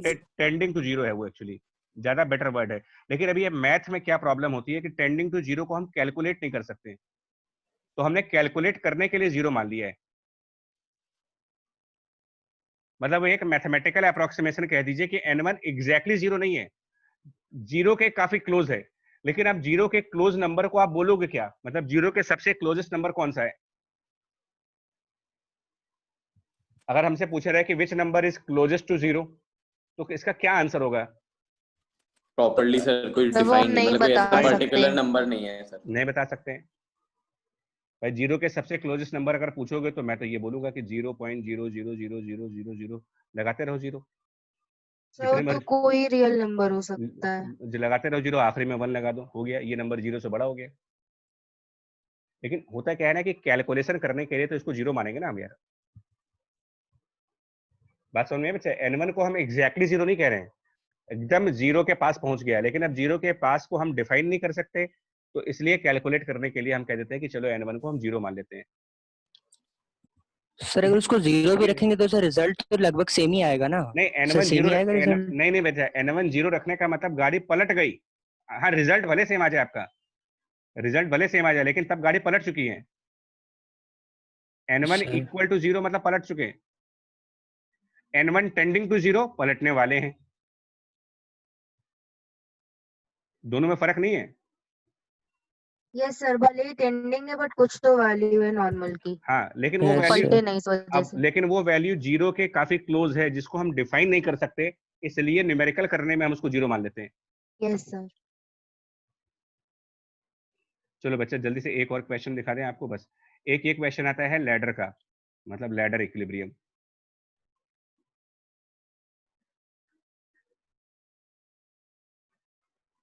तो लैडर इक्विलिब्रियम में क्या होता है कि जैसे अगर आपसे कहा जाए कि एक फ्लोर है और एक वॉल है, फ्लोर एंड वॉल दो हैं, ठीक है, इसको देख लेना, मतलब एक फ्लोर और एक वॉल, और हमने इसके ऊपर एक लैडर रख दी मान लीजिए, दोनों से इस तरीके से कांटेक्ट में है, ऊपर से हल्का सा छूटा हुआ है बट उसको मान लीजिएगा। तो हमने एक लैडर मान लिया कांटेक्ट में, लैडर का जो मास है वो m है, उसकी लेंथ l है, ये सब डिफाइन कर दो। और फ्लोर व्लोर सब फ्रिक्शन वाले हैं, मतलब रफ है, यहाँ पर फ्रिक्शन μ2 है, यहाँ पर फ्रिक्शन μ1 है, ये सब रफ है। और हमें ये एंगल बताना है कि ये लैडर कितने एंगल तक इक्विलिब्रियम पे रहेगी, मतलब थीटा की क्रिटिकल वैल्यू क्या होगी, थीटा की क्रिटिकल वैल्यू का मतलब बस ये लैडर पलट ना जाए कहीं, क्रिटिकल वैल्यू निकालनी है आपको फॉर इक्विलिब्रियम। मतलब पलटे नहीं है, फिर से सुनना, पलटे नहीं हो आप, पलटने वाले हो, लैडर फिसलने वाली पलटने वाली है अब। और कई एक्सीडेंट हो चुके हैं लोगों के लैडर के ऊपर, चढ़ते समय लैडर पलट जाता है। और कहाँ से पलटता है, ग्राउंड से या वॉल से, मतलब कहाँ से कांटेक्ट छोड़ता है वो? वॉल से।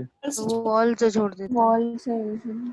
हाँ, कभी देखा है आपने कि इस तरीके से हुआ हो कि लैडर अगर ऐसे है और कोई आदमी उस पर चढ़ रहा हो, तो ये पता चला ऊपर से ऐसे हो जाती है, ऊपर से कांटेक्ट गया और धड़ाम से आके नीचे। तो अब इसमें क्या क्या फोर्स, अब इसमें पर्सन भी हो सकता है ना, इसके ऊपर एक पर्सन भी हो सकता है, तो पर्सन भी रहेगा ऑब्वियसली, होगा क्या, खाली लैडर तो फिसलेगी नहीं, खाली लैडर तो फिसल नहीं जाएगी अपने आप। तो आप चाहो तो सिंपल लैडर का भी ले सकते हो, इसके ऊपर पर्सन डालना चाहते हैं, पर्सन को भी बिठा सकते हैं, कुछ भी कर सकते हैं। क्या करना चाहिए देखो, पर्सन को डाल देते हैं ना, पर्सन बिठा देते हैं इसके ऊपर। चलो कोई एक आदमी है इसके ऊपर चढ़ा हुआ है, उसको बिठाओ पहले। जो पर्सन है वो m मास का मान लीजिए, और ये पर्सन ग्राउंड से जितनी डिस्टेंस पे है, मतलब ये डिस्टेंस जो है पर्सन की, ये डिस्टेंस आप कुछ डिनोट करिए, d मान लेते हैं इसको। अब देखो इसमें फोर्सेस क्या दिखाओगे, क्या क्या फोर्सेस लगाएंगे इसमें, और किस तरीके से हम अपनी इक्वेशंस बनाएंगे, ध्यान से देखो। सबसे पहले फ्लोर की वजह से नॉर्मल आएगा, नॉर्मल बाय द फ्लोर, एक नॉर्मल इस वॉल की वजह से आएगा, दो नॉर्मल्स आएंगे। तो इसको हम क्या कर देते हैं, एन एफ मतलब फ्लोर का नॉर्मल, इसको एन डब्ल्यू मतलब वॉल का नॉर्मल। दो नॉर्मल्स के अलावा दो ग्रेविटी की फोर्सेस आएंगी, एक लैडर के सेंटर से उसका वेट लगेगा और एक इस पर्सन का वेट लगेगा, दो वेट होंगे, दो mg होंगे। तो एक कैपिटल mg होगा लैडर का और एक छोटा mg होगा पर्सन का।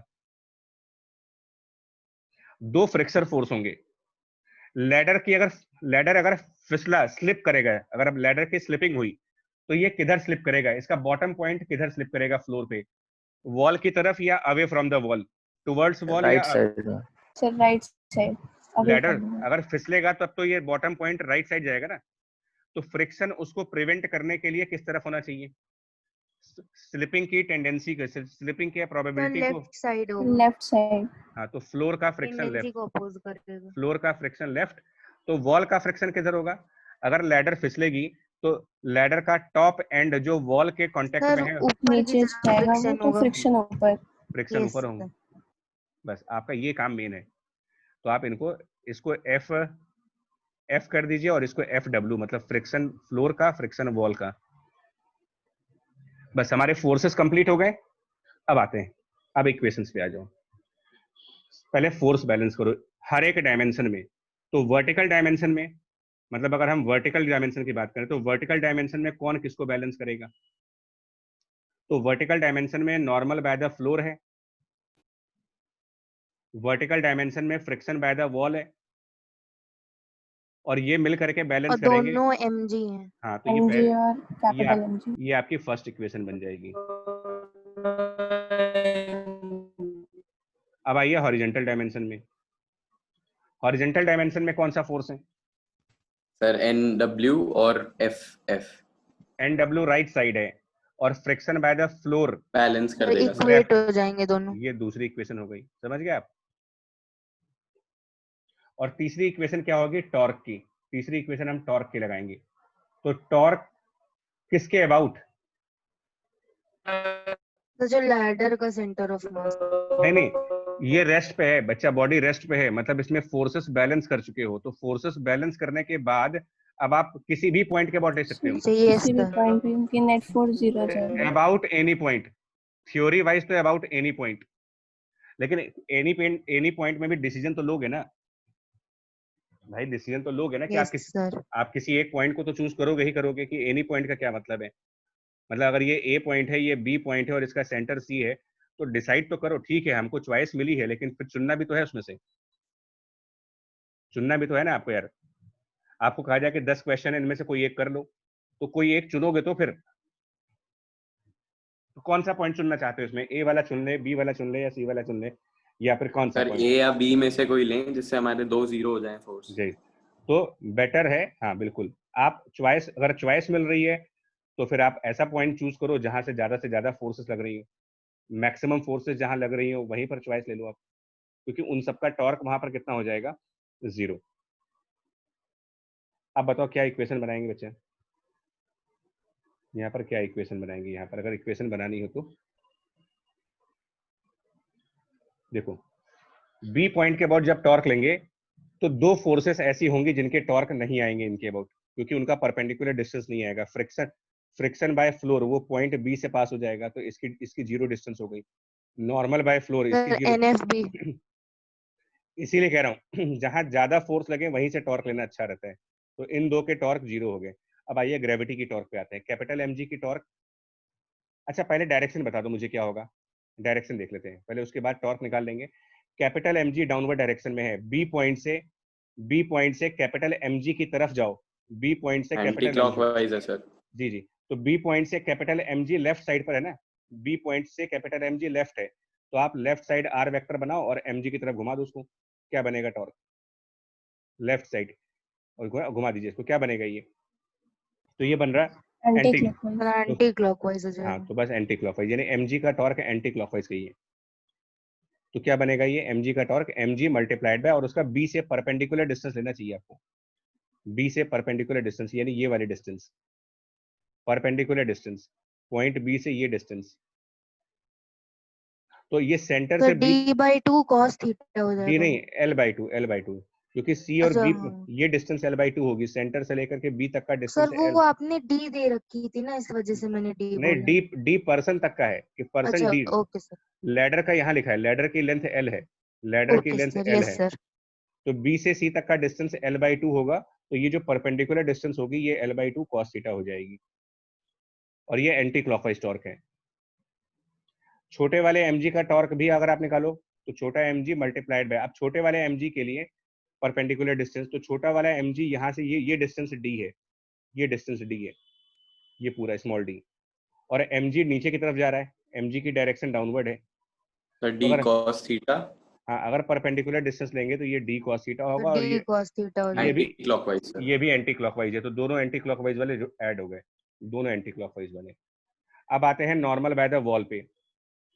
नॉर्मल बाय द वॉल पे, तो नॉर्मल बाय द वॉल, पहले मैं आपको डायरेक्शन दिखाऊं। डायरेक्शन देखने का सबसे अच्छा तरीका क्या होता है कि जहां पर फोर्स है वहीं पर आप वेक्टर आर लेके जाओ। तो पॉइंट बी से नॉर्मल बाय द वॉल ऊपर है, मतलब normal by wall point B के ऊपर की तरफ है, तो हम क्या करेंगे? नॉर्मल पे जा करके ऊपर की तरफ आर वेक्टर बनाएंगे और उसको नॉर्मल की तरफ घुमा देंगे। क्या बन जाएगा ये? क्लॉकवाइज तो बन जाएगा सर। क्लॉकवाइज हो जाएगा। क्लॉकवाइज, यानी कि इसका टॉर्क क्लॉकवाइज हो गया। अभी तक एंटी क्लॉकवाइज आ रहा था, अब क्लॉकवाइज आने लगा। तो एन डब्ल्यू, अब एन डब्ल्यू कितनी डिस्टेंस पर है?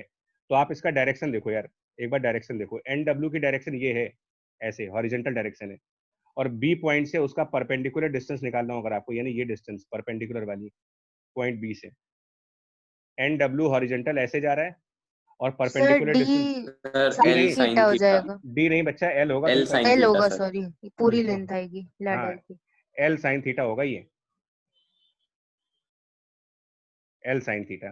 तो वो फिगर देखती हूँ ना तो ऐसा लगता है हाँ, लेंथ के बराबर है d। वो कंफ्यूजन होती है हाँ। और friction by wall F W, उसकी डायरेक्शन देखो पहले। तो ये जो फ्रिक्शन बाय वॉल है, ये बी की लेफ्ट साइड पर है या राइट साइड पर है?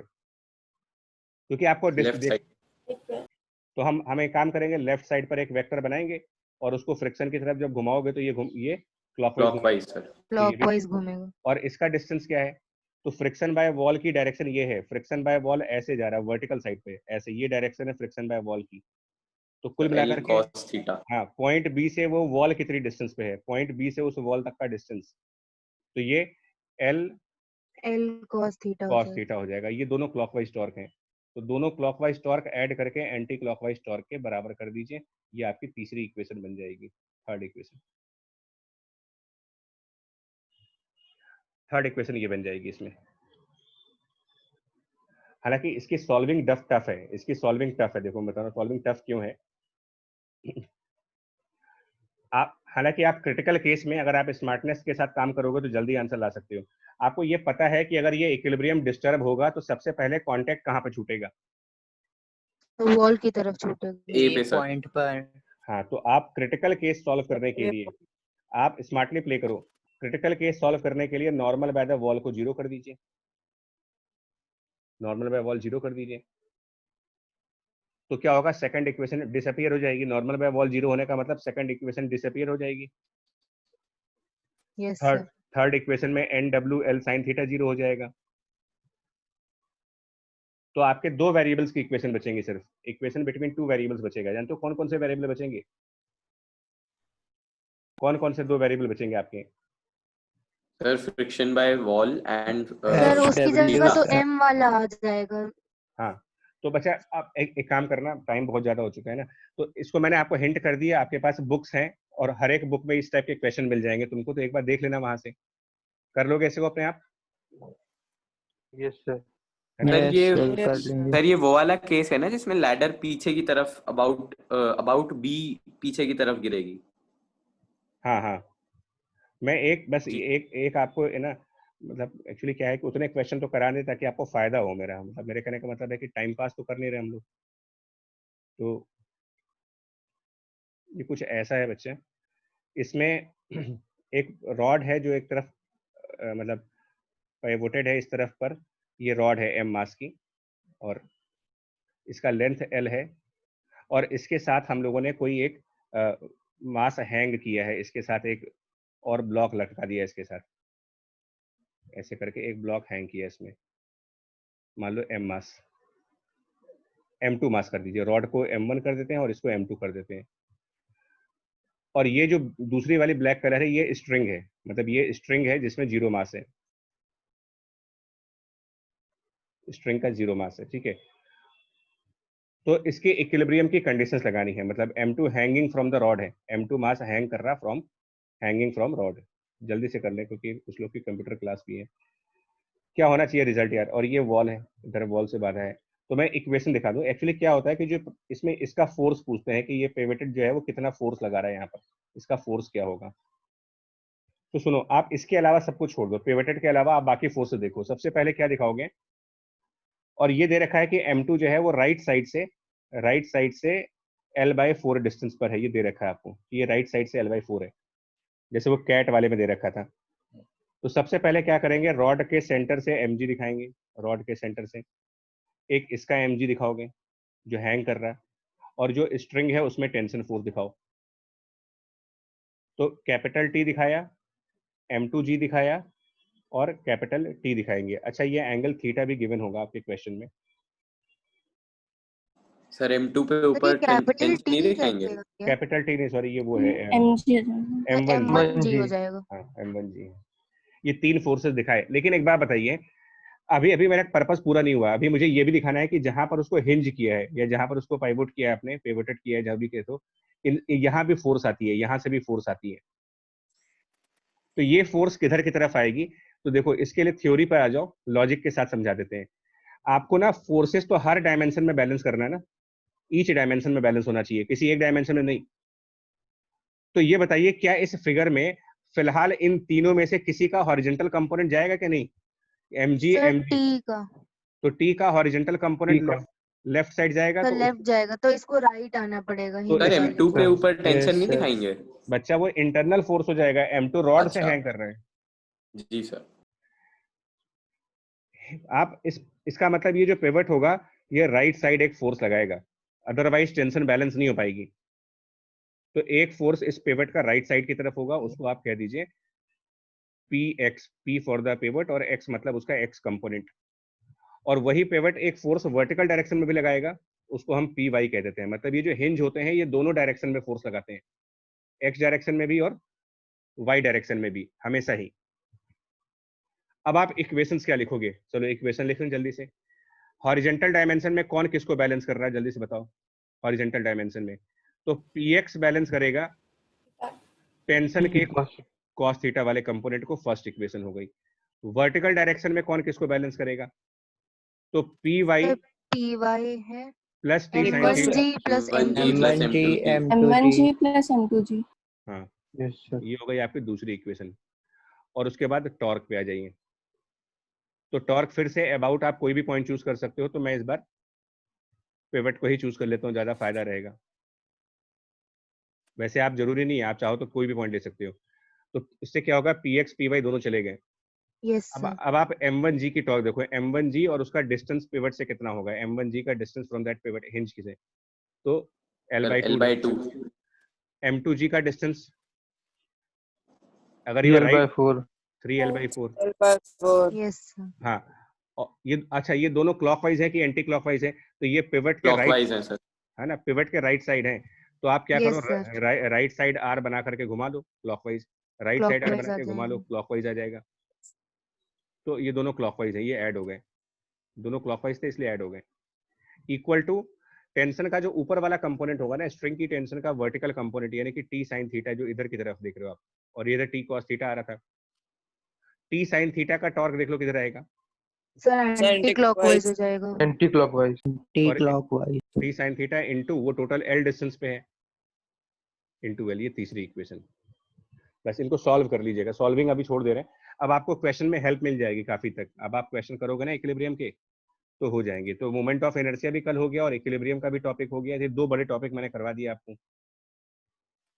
है ना बच्चा। अब आपका एक पोर्शन एंगुलर मोमेंटम बच गया है, लेकिन अब वो अपने आप थोड़ा सा देख लो एंगुलर मोमेंटम को कैसे करना है, क्योंकि मोमेंट ऑफ इनर्शिया समझ में आ जाएगा, फिर एंगुलर मोमेंटम टफ नहीं है। yes sir ठीक है ना, क्योंकि अब कितनी क्लासेस करोगे, लिमिटेशंस भी है ना यार, ज्यादा क्लासेस कर भी नहीं सकते।